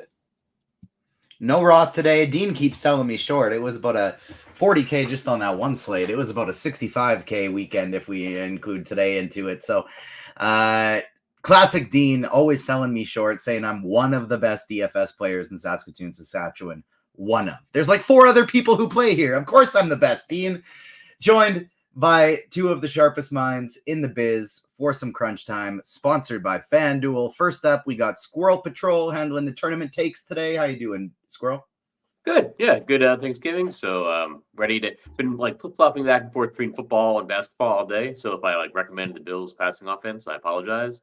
But you still probably want to play against Washington no matter what. So. I gotta say, Squirrel, you're lucky that there's no MMA show tomorrow, because you would have some big shoes to fill with Liam giving me a 5% winner that ended up helping me take down a GPP. Yeah, that ruined my UFC weekend last week because I had the other guy, Alexander. He was the guy who was most overweight on. I saw him get knocked out in the first round. They flips off on the ESPN the scoring. The fight goes to over before it shows you who won. I'm like, oh, I think my guy got a first round knockout. No, he did not. He got knocked out. But Liam always does a good job. Liam, the Ground and Pound podcast. Liam has his own stuff on YouTube, which is excellent. Always goes giving some pretty good picks. So. Yeah, and he wrote up a great article on RotoGrinders as well, so make sure to check that out for the MMA slates. But we also got Bobby Gomes joining us today, helping us handle the cash games. Bobby, how you doing? Doing well. Nice Thanksgiving. Ate turkey. Not a fan of turkey, but I'll eat it every once a year. I think people kind of overblow the whole turkey deal, but yeah, I had a good Thanksgiving. Nice to see family, friends, the whole shebang on a holiday. But yeah, ready to dive into the slate. All right, let's get into it. We got 8 games here, hoping that the injury news would bring us some value, and so far it just has not. Squirrel, do you want to give me a little bit of a overview on the slate? Sure. So we just had a lot of injury news come in kind of over the last half hour. I was kind of expecting a lot of it to not come out until right around lock. But yeah, all the injury news, went the way of not giving us value. So Chicago, everybody's in. Milwaukee, Giannis is in. Halliburton's in. Like I kind of thought most of these guys would probably play, but like it's like all of them are playing. We did have Neesmith is out for Indiana, and so we maybe have some like Obi Toppin value, but it's pretty thin. I do think the first two games of the night are a pretty low point total, and then you have some higher point total games kind of later in the night. So you have the Washington Milwaukee game, although the spread there is maybe a little bit of concern. And then you have the Detroit Indiana game. I think it's going to be probably the most popular game on the slate for good reason. You've got just a bunch of different plays. You kind of depending on the site that you're on. FanDuel maybe a little bit more than DraftKings with the Indiana Detroit game, but it's still kind of popping off on whichever site you're on. We're going to start things off going position by position on FanDuel because Crunch Time is sponsored by FanDuel. Bet $5 in any money line, get $150 in bonus bets if your team wins. For new users in Arizona, Colorado, Illinois, Indiana, Iowa, Kansas, Louisiana, Maryland, Massachusetts, Michigan, New Jersey, New York, Ohio, Pennsylvania, Tennessee, Virginia, West Virginia, and Wyoming. Terms and conditions apply.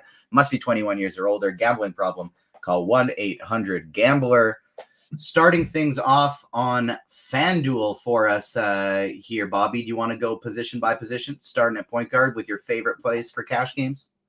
Yeah, sure. So on FanDuel, we have Fred VanVleet. He's grading out as the highest point per dollar play at the point guard position. Then from there, we have Tyrese Halliburton. Obviously, the game environment for Halliburton's a fantastic one. But James Harden is the one. Notice scored up. He's got shooting guard, point guard eligibility. He's 7-4 on FanDuel. Mike Conley would be someone else I would consider a point guard. And then Steph, I think, is pretty cheap on FanDuel in another good game environment at 8.9K. So for like Steph. And then, Cade at 7-7, I think is fantastic in that Detroit game. I'm sure we'll talk a bunch about him on here, and Chris Paul at 7-7 as well. So those are the point guards. At shooting guard, Buddy Hield, shooting guard, small forward eligibility. I do think with Neesmith ruled out a little bit, it kind of helps Hield's minutes. Not that they weren't fine anyways, but I think at 5K, he's a very strong value. Nas, another strong value, shooting guard, small forward eligibility. Klay Thompson at shooting guard is someone I'd consider as well. Chris Middleton at 5'6". We've seen his minutes come up last game. So if you're worried about the minutes, we've kind of seen a small sample size of where they've kind of ticked up. So I think he's fine as well. James Harden again, hit on him. Cade, same thing. That's pretty much it at the shooting guard position. And then small forward, talked about Hill, talked about talked about Middleton. Bruce Brown is someone I'd consider. Obviously, small forward eligibility, 5'3", very good pace-up spot there in Indiana versus in the Indiana versus Detroit game, so I don't mind him. And Edwards is someone who's popping for me on DraftKings. I'd be willing to play him on FanDuel as well, like a couple of these Minnesota guys in general. And then Brandon Ingram at 8'2". I think he's fine. That would be the small forward position. Power forward, Victor Wembanyama, I just think is a fantastic play across both sites, but specifically on FanDuel from a point per dollar perspective, I think he's super strong. Zion, he would be another one I would consider at the power forward position for from a point per dollar standpoint. Paying down, Zach Collins, 6'3", Andrew Wiggins, 5'1". These are all guys you can consider. Aaron Gordon, 6'6". Trey Lyles is going to be the predominant chalk on both sites. I think in tournaments you can try to find your way around Lyles, but he's someone at that 4K price tag people are just going to kind of gravitate to. And I think if stuff opens up as the slate kind of moves on, maybe you can get off. But in cash games, he's a very strong play. Center, Miles Turner. I really like Turner. I think he's in a good spot, just like pretty much all the Indiana guys. Sengun, I think it's a good spot for him as well. I think for like where he's at in Houston versus Denver, obviously there's the Jokic narrative there. He's like a poor man's Jokic, but obviously very good at basketball, so I don't mind him. Kevin Looney at 5'7". I think he's fine. Zach Collins again at 6'3". These are kind of the FanDuel guys I would have interest in cash games. Towns, I guess you can make a case for as well. Wonderful job, Squirrel. I'm interested in how you're handling this Indiana chalk in tournaments today, because like, especially on FanDuel, we're projecting for 60 plus, almost 70% ownership on Buddy Hield today, on a very, very shooting dependent guy. And then Tyrese Halliburton probably going to be one of the most popular studs as well. So how are you handling that one in tournaments? Yeah, I'm just playing a lot of them, to be honest. I think Halliburton is one of the top spend up options on the slate. I think it just pairs very well with Cade Cunningham, who's another good spend up option at the point guard position. I'm playing some Buddy Hield. I think that if I'm going to miss, I want to miss cheap, and Hield is like too cheap at 5,000 on FanDuel. Just put up 48 points in his last game. I don't think he's necessarily going to do that, but probably 30 helps you, right? He put up 26.9 the game before that. He's got multiple games of 30 and then FanDuel points in the game log. So not shying away from Buddy Hield. I think Obi Toppin is in play as well. I think that's maybe some of the value we get from the Neesmith being out. Bruce Brown is in play as well. So I'm playing the Indiana chalk, and it's a high point total game, so I'm okay with it. And obviously playing some other guys too, playing some of the Milwaukee and Washington guys. But my ownership is probably going to be dominated in terms of one single game by that Detroit Indiana game. Yeah, that's me too. I'm interested in what you guys think here in a 1v1 I have on my DK lineup, just because it's specific to this. I'm partially stacking that game. I have Cunningham, I have Halliburton, I have Obi Toppin and Buddy Hield. As a last piece, should I use Chris Paul or should I full stack with Miles Turner in that spot? I think you can go Miles Turner. Just go for it. Bobby, what do you think? Should I roll Chris Paul, get a little late night action in there, or should I just full stack with Turner? Oh, you're muted. I would go the full stack. Sorry about that. Oh, no, you're good. All right. I trust you both. Let's do it. Miles Turner, you are now entering my lineup on DraftKings. All right. Let's go quickly kind of position. I guess we don't really have to go that quick. We got the time. Squirrel, let's go position by position here for tournaments. Obviously, at point guard, we talk about liking Halliburton and Cade Cunningham, but are there any other guys you're interested in getting to here at the point guard position? Yeah, so like Bobby mentioned, James Harden and Mike Conley. I think they're definitely in play. Two guys that I think are also in play, like two 3-point shooting veterans, Damian Lillard and Steph Curry.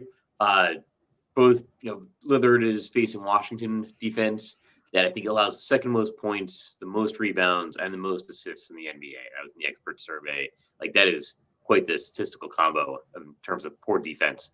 And Giannis was questionable for this game with an illness, and it's an interesting injury because maybe if he's really not feeling well and this team is up, maybe Lillard is the guy staying out there a little bit longer, getting a few more shots. Chris Middleton, I think, in play as well.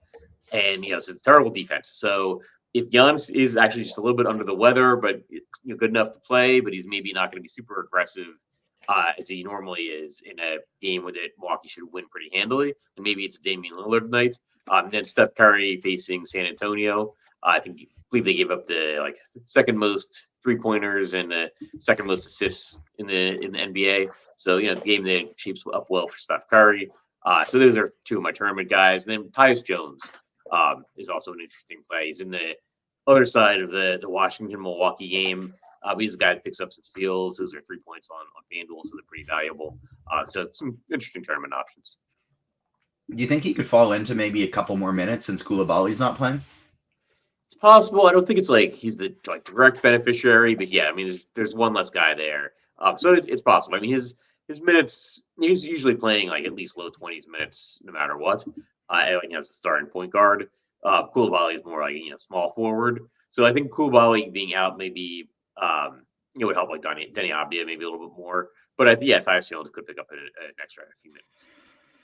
Smash that like button. We got to get these likes way up here. We're going to go through FanDuel, then we'll go through DraftKings, and then we're going to finish it out with QQs. I'll be looking at the RotoGrinders Discord for questions first, the live stream chats, then I'm going to YouTube. But we got 350 people watching and only 75 likes, so I'm not even going to look at the YouTube QQs for likes, for questions, until we get those likes way up. I want 125 likes on the YouTube chat before we get to questions over there. What about the shooting guard position here, Squirrel? Who are you liking? So a whole lot of Buddy Hield, a whole lot of Chris Middleton. Cade Cunningham is also showing up on the shooting guard column because he's shooting guard eligible as well. Same thing with James Harden. Klay Thompson definitely in play. Nickeil Alexander-Walker, I think, should be getting in the starting nod. So I think he's in play. And then somebody that's a little bit interesting, Jaden Ivey. Maybe playing off what could be Cade Cunningham chalk. So maybe it's not Cade Cunningham night. Maybe Jaden Ivey's getting a little bit more usage, more run. I think you're muted. Sorry about that. Dogs are barking. Josh Richardson was just confirmed to be in the starting lineup against the Knicks. It's a tough matchup, but he's 4,100 on DraftKings. And then what is he here on FanDuel? He's 4,500. We're kind of starving for value today. Do you have any interest in Josh Richardson? I think so. Looks like he's had one start previous to this, played 26 minutes. You put up about 25 FanDuel points. So I think that bumps his projection a bit. We are pretty starved for value. So that could be enough to make him like a, maybe not like a core piece, like definitely in play, somebody you want to consider with a good portion of lineups. Bobby, how about you? Do you have any interest in Josh Richardson today? I think Richardson is fine at that price tag. I don't want to get too bogged down on these low totals, but like we said, like 4,100 and we're starved for value. Like he'll definitely be in my player pool now. I just don't think he's like a complete necessity. Now the question is do I bump down to Richardson in a spot and upgrade Miles Turner? Tough stuff. I hate that game starts at 6:30 because my plan was to just avoid the 6:30 games and then, or 7:30 games, and then just wait until the 8 o'clock ones to start before I actually roll into my lineups. Moving on to the forward position here. Who do you like at small forward, Squirrel? Let's see. So small forward, same guys that were shooting guards basically. But Buddy Hield and Chris Middleton are the guys that are dominating my ownership. And then Bruce Brown and Kyle Kuzma also small forward eligible. So I like the idea of playing Kuzma because you're probably playing some Bucks. So if Kuzma is able to keep the Wizards in it, then maybe that's keeping the Bucks out there a little bit longer. In terms of like maybe slower owned tournament pieces, like I think Jimmy Butler is possibly in play. Anthony Edwards, Kawhi Leonard, and Andrew Wiggins is pretty cheap and facing that same bad San Antonio defense that Steph Curry is facing. I think that makes sense. Power forward. So I like Obi Toppin. He's had some big games last couple of games, and he's been playing some pretty big minutes as well. So maybe I think the Aaron Nesmith being out helps him in terms of minutes, probably helps in terms of usage. So like some Obi Toppin, Kyle Kuzma, also power forward eligible. Zion, more of a FanDuel special. He's, just fits in better, more well priced on FanDuel, more of a value or a better value on FanDuel at 8,100. Zach Collins facing Golden State. And then Karl Anthony Towns is power forward eligible as well. And finally, the center position. So center, Miles Turner, Karl Anthony Towns, Şengün, Nikola Vucevic, and some Zach Collins. I think he can play some Victor Wembanyama.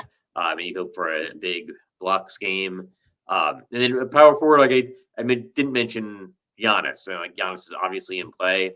The illness and the big spread worries me a little bit, but it's a big game total as well. So he's definitely in play. As we pivot over to DraftKings here, it's important to make sure you also check out the props and pick'em package. It's a brand new package here at RotoGrinders, limited time discount. The experts at the RG projections team take our premium stats and comb through the markets for any inefficiencies. Through mid-November in NBA, NFL, and NHL, we're up 38 units on our expert picks. Using our model, you can easily see which lines are off, where to find them, and how likely the prop will hit based on our tool. Check out the link in our description for more info. And very importantly, because it's NFL Sunday coming up here, you got to check out SimLabs, because SimLabs are not only on DraftKings now, but they are on Fanduel as well. The beta version is up and running on both sites for Sunday slate. You can use SimLabs to generate DFS lineups through the power of simulation. It combines data from every aspect of the slate to churn out lineups that match your preferences. In just a few clicks, you can have hundreds of well-built, well-correlated lineups ready to go, whatever your contest type you're playing. Check the link in the description out for more. And let's make sure that we get these YouTube likes way up as well. We want to get the QQs here, YouTube. We need 25 more likes. Smash that like button. I'll still go to the Discord first, but let's make our pivots here to DraftKings, starting with cash. I'm going to you here first. Bobby, we still have James Harden and Buddy Hield tagged over on DraftKings. Do you agree with the Harden call starting at the point guard position where he's a little bit priced up on DraftKings? Yeah, definitely like Harden. I think all those Clippers are pretty much in play. If I had to basically choose which one for tournaments, I think it would be Kawhi. But at the point guard position, I like Harden. We're talking from a cash perspective, correct? So yeah, Neil Alexander-Walker as point guard shooting eligibility. He's 4-4 on DK. Cade Cunningham at 7-8 in that great game environment. I think that's a little bit too cheap for him tonight. So I think he's in play at point guard. Could always spend up to Halliburton at 11K. I don't know if he's my favorite in terms of cash game spends, but he's definitely someone I would probably consider. Actually, 11K, he's probably the spend up I'd be most interested in at the point guard position. Noto court him, so definitely respect his opinion. Josh Richardson, I think, comes into play now. Point guard, shooting guard eligible. But I think I still like Neil Alexander-Walker in that same price range a little bit more. That's pretty much it from the point guard position in cash. Let's move to shooting guard. Buddy Hield, I think he's a super strong play. Shooting guard, small forward eligible. Talked about that same indie game environment. Very strong. And Edwards is someone who also has the same shooting guard, small forward eligibility, like him a good bit. Chris Middleton, 5'7". His minutes are on the rise. So, like I said, he's fine. Didn't hit on Steph. I think Steph's more of a tournament play at the point guard position, but even at the shooting guard position, he's in play. Klay Thompson, shooting guard, small forward, 6K versus a team that really gives up a ton of three-pointers in the Spurs. So like him a good bit. Harden, although he's not the best point per dollar play, like you said, he's in the mix at shooting guard as well. Paul George, I think Paul George probably sees the worst matchup of these Clippers, so I'd be more interested in going to Kawhi or Harden, but just to mention him. Richardson, we talked about, has the shooting guard position eligibility as well. Small forward, all the dual eligibility guys you already mentioned, Hield, Edwards, Middleton. DeRozan, I think, is in play. Klay Thompson. Keldon Johnson, Kyle Anderson at 4'8". I think those guys are all fine in terms of cash, but I think I would be prioritizing getting to Hield or and Edwards for that matter. Power forward, let me check that quick. So moving over to power forward, best point per dollar play, I would probably say. I really like Victor Wembanyama. He doesn't grade out. Like, he's grading out as the best point per dollar play. I think people might try to go away from him on DK Cash, but I think he's the strongest play at the position for me. Trying to figure out who I'd want to spend down for here. I think the lowest you could go down and Like there's not a lot of spend downs. Like you could always Kyle Anderson, I think he's super within at 4.8. Zwarych at 5.1. It's more like going to guys like Anthony Towns at 8.4. DeMar DeRozan at 7.3. Pascal at 8.2. Keldon at 7.1. Kyle Kuzma, you could make a case for it, 8.3. And at the center position, Trey Lyles is going to be massive chalk for me. Like I said on FanDuel, and on DK, I don't think it's as warranted. I think you can try to get away in tournaments. It's like average chalk at best, but in cash, you definitely have to have him. Sengun is someone I think is a nice play, interesting at the center position. Giannis has power forward center eligibility. Rudy Gobert at 6'9". I think he's super interesting, especially for tournaments. Miles Turner, as you were talking about your last piece in there, TJ. There's not much. Like Jokic, he's not a cash play, but I could definitely play him in tournaments. Maybe Brook at 5'8". Daniel Tice at 3.6, I think, is an interesting pivot off Lyles if you get behind in tournaments. He's been seeing like a minutes uptick his first couple games with the Clippers. So not a cash play, but definitely someone you can pivot to if you get behind. That's pretty much it. I like that Tice call for tournaments as well. It's not as simple for Miles Turner versus Chris Paul anymore for me, Squirrel. I adjusted. I got Josh Richardson in there because he is so cheap on DraftKings at 4,100. Now, here's the question. You got to choose one and only one because apparently 8,300 remaining is the most difficult possible remaining salary you could have. So choose one, Squirrel. Kawhi Leonard, James Harden, Şengün, Van Vliet. Sorry, what was the list again? The 2 Clippers and 2 Rockets. So Şengün, Van Vliet, Harden, and Kawhi. I would probably go with Şengün. I feel like he's got the highest ceiling of everyone we said. I think he might have the lowest floor, but I think he's got the highest ceiling of all those guys we said. So I don't mind that one. I'm plugging him in there for now. We'll see if it changes as things go on. But let's talk tournaments, go position by position here, Squirrel, starting at point guard. In the meantime, let's keep getting the likes up. We're 20 away. We are close. We are close. So a lot of the same thought that I had on FanDuel. So I still really like Cade Cunningham. I still think Jaden Ivey's a good pivot. Nickeil Alexander-Walker is a tournament play, but he's point guard eligible on DraftKings. But Josh Richardson does show up for me a lot now. Like he's 4,100, so it's 400 cheaper on DraftKings and on FanDuel. He fits like both the point guard and shooting guard positions. So I'm getting a lot of them on DraftKings. 4,100, I think it's a good price tag. So yeah, that's the point guard. Going to shooting guard. We got still Buddy Hield, Chris Middleton, Josh Richardson, but using less of him at the shooting guard position than I was at the point guard position. Anthony Edwards is a little bit better priced, I think, on DraftKings. I'm getting more of him. Jaden Ivey is still shooting guard eligible as well. And then getting some Caleb Martin as well. He's not starting, but he is only 4,000 and shooting guard, small forward eligible.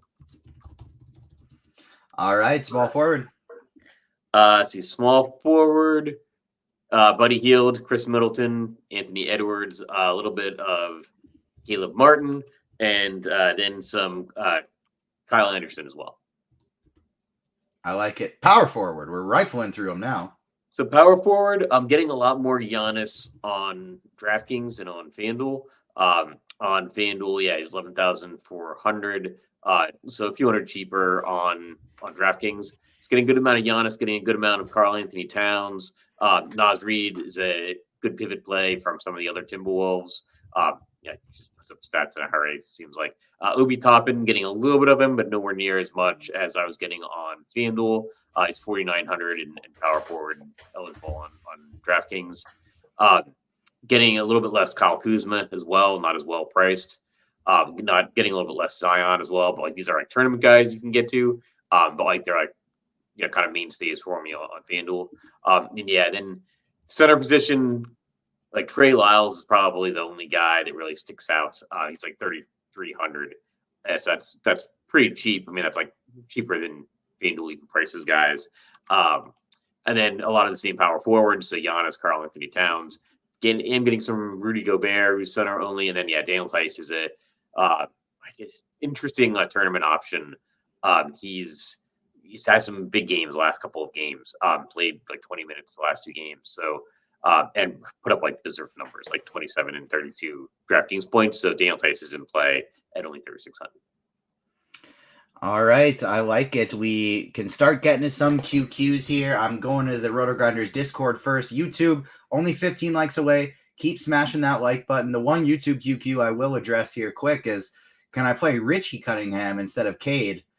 I believe, if I'm not mistaken, Richie Cunningham would have to be about 70 years old right now. His character from Happy Days, if I'm getting the right person here. You're not getting that reference. How am I the only one getting that reference? I'm the youngest here. Come on, you guys. I got the reference. Dean was on the last show, TJ. Come on. Okay. But all right, let's go to some. TJ is really morphing in a little like Roth Dean combination. When I just got to do the best combo of the two of them when I'm in host mode instead of analyst mode. But QQ's here looking at the RotoGrinders Discord. Healed or Monk for a FanDuel GPP, Squirrel? I would go Healed. Like I know people like to get off of guys on because of ownership, and I think it's a better play in football than in basketball. Like Healed's just too well priced. I don't think he's going to be super high owned, like a Friday night kind of casual slate. I don't think he's going to be like necessarily as like super highly owned at like 80% or something where it makes sense to really feed him. Like he's probably not going to kill you, so I'd go Healed. FanDuel Cash, Bobby, who do you like better, Mike Conley or Reggie Jackson? From the point guard position, I'd probably go Conley. All right. Next up, we got Squirrel. Is there anyone in GPP? Who's your highest owned player in DraftKings GPPs, and what is the percentage? How close are you to a lock button? Somebody wants to know in chat.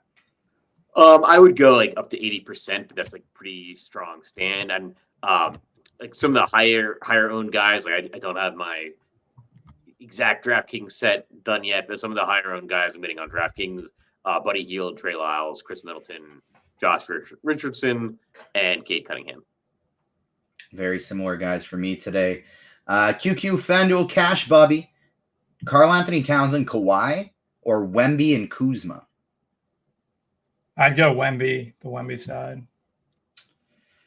FanDuel Cash, what games will you target? I think the main ones you're looking to target in FanDuel Cash are probably that Detroit-Indiana game, as well as maybe Washington-Milwaukee as the 2 highest totals. But I think it's less about specific games on a slate like this where there's only really that one that stands out. Indiana-Detroit is probably the only one you're actively targeting from. Other than that, you're just looking for the best point per dollar plays. Who are your favorite 3 value plays, Bobby, on FanDuel? Favorite 3 top values on FT. Sorry, let me pull up my FanDuel stuff real quick. I'd say Healed, Trey Lyles.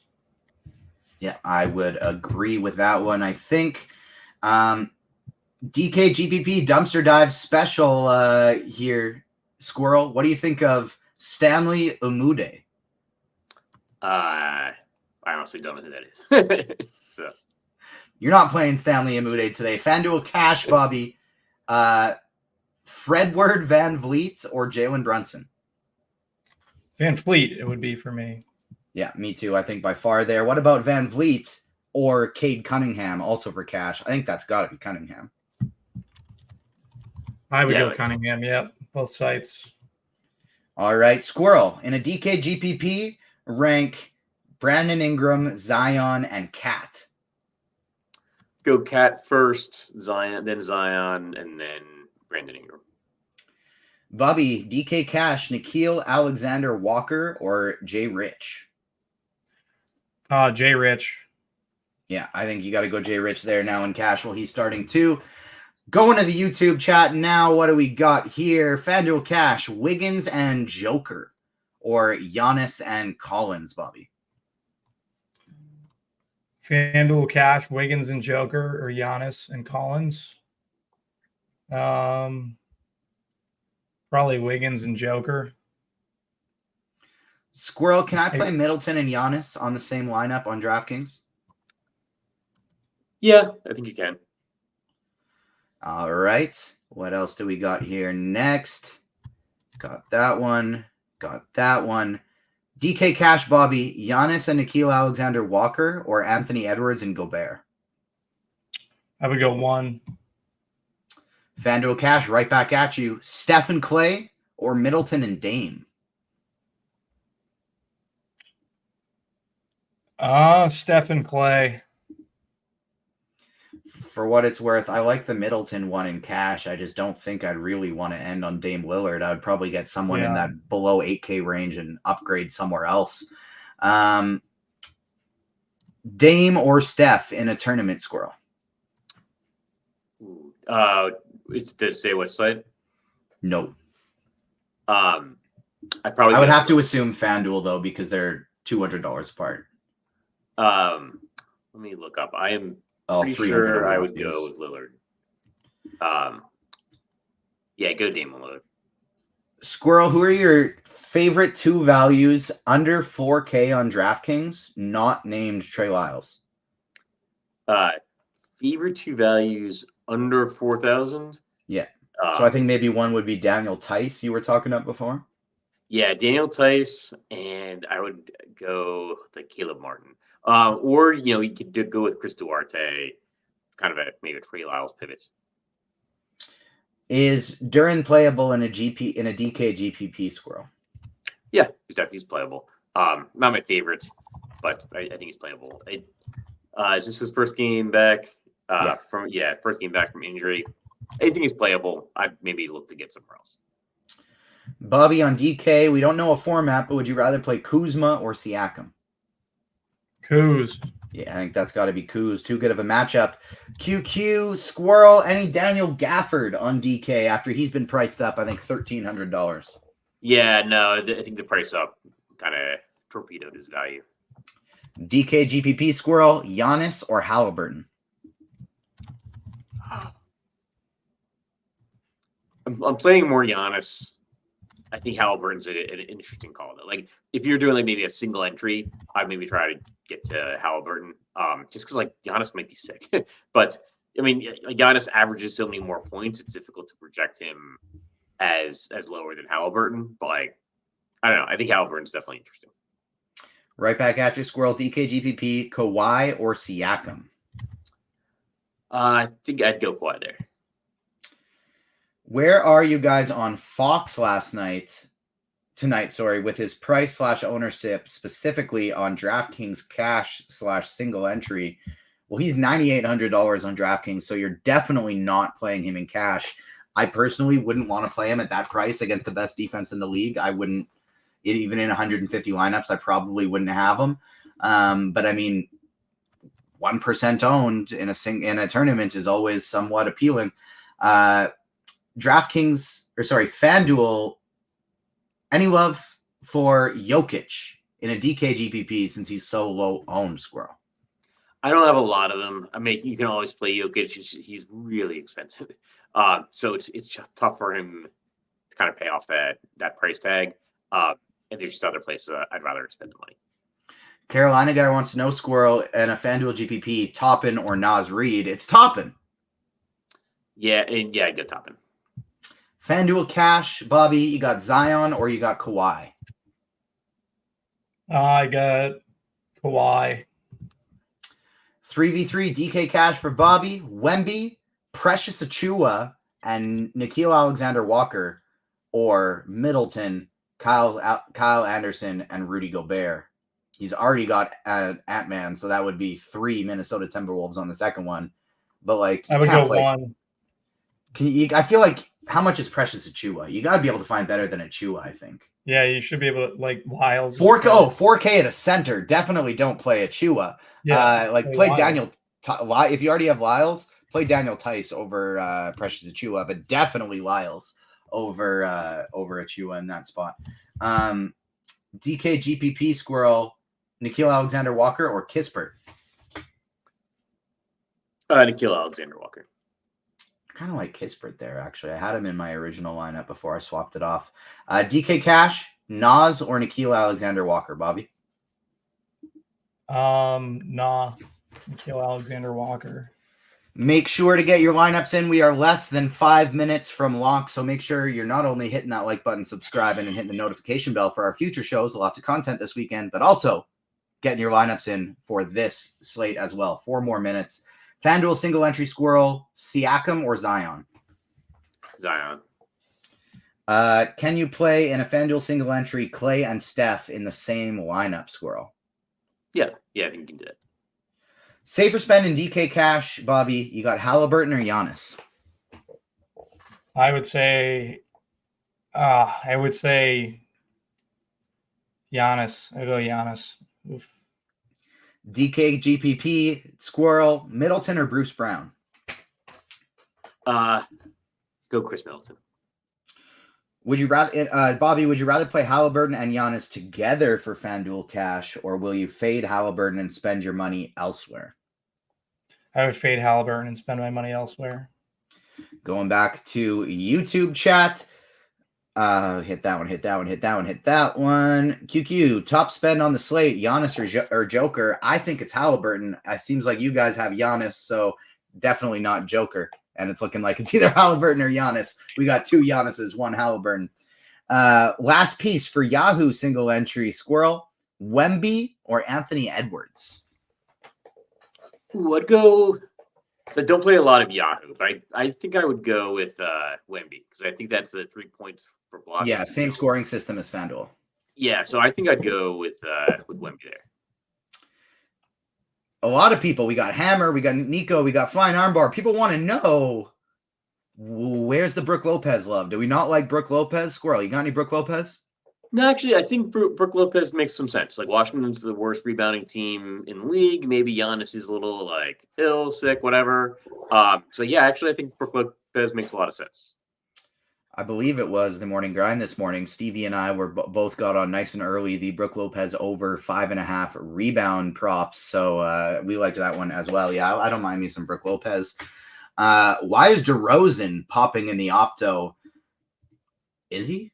Is DeRozan popping in the opto? Yeah, he is currently in the DraftKings optimal lineup, I guess, and it's just because he fits, I think. He's got a decent projection. He's pretty cheap, so I think that's just kind of like he happens to fit in the last piece as opposed to why he's there. Yeah, DeMar DeRozan is currently in the DraftKings optimal lineup. FanDuel, I don't hate it. Yeah, like, I mean, that's it. You know, these days where we have no value, it's tough. I think that's reasonable. For what it's worth, Şengün is also there as well as the second most expensive player behind Anthony Edwards. So a mid-tier build is exactly how the optimizer is looking to go about things today.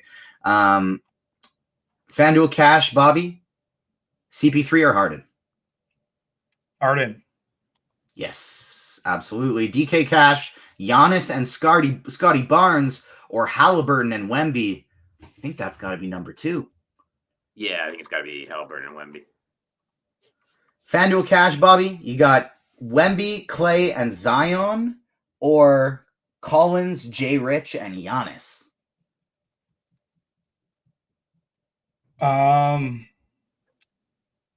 Collins, Jay Rich, and Giannis.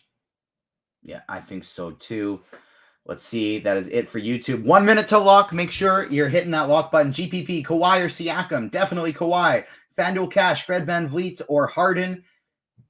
Those prices don't really line up, I guess. So if you have the salary to get up to VanVleet, would you rather him over Harden in cash, assuming you're not changing anything in the rest of your lineup, Bobby? There's a $500 difference. VanVleet is projected more. Would you go with him over Harden if you're not spending that salary elsewhere? Yeah, I would consider it. And that has been lock. We nailed every QQ, both in the DraftKings, both in the Discord and the YouTube chat. Thank you so much to everyone who tuned in to the show today. We got lots more content coming tomorrow as well. What do we got here for shows coming tomorrow? We got the College Football Live show in the morning with STL and John. We got Crunch Time coming in the evening with myself and Tim. nobody else on that evening show yet. If anybody else wants to join us, so it's not just me and Tim.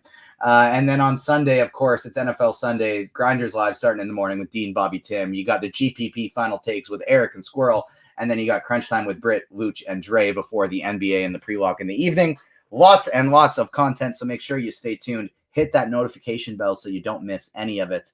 And that'll do it for this edition of Crunch Time, sponsored by Fanduel. Good luck tonight, everybody. On behalf of myself, TJ, Squirrel, Bobby, Devin behind the scenes, and the whole RotoGrinders team, we'll see you tomorrow. Peace.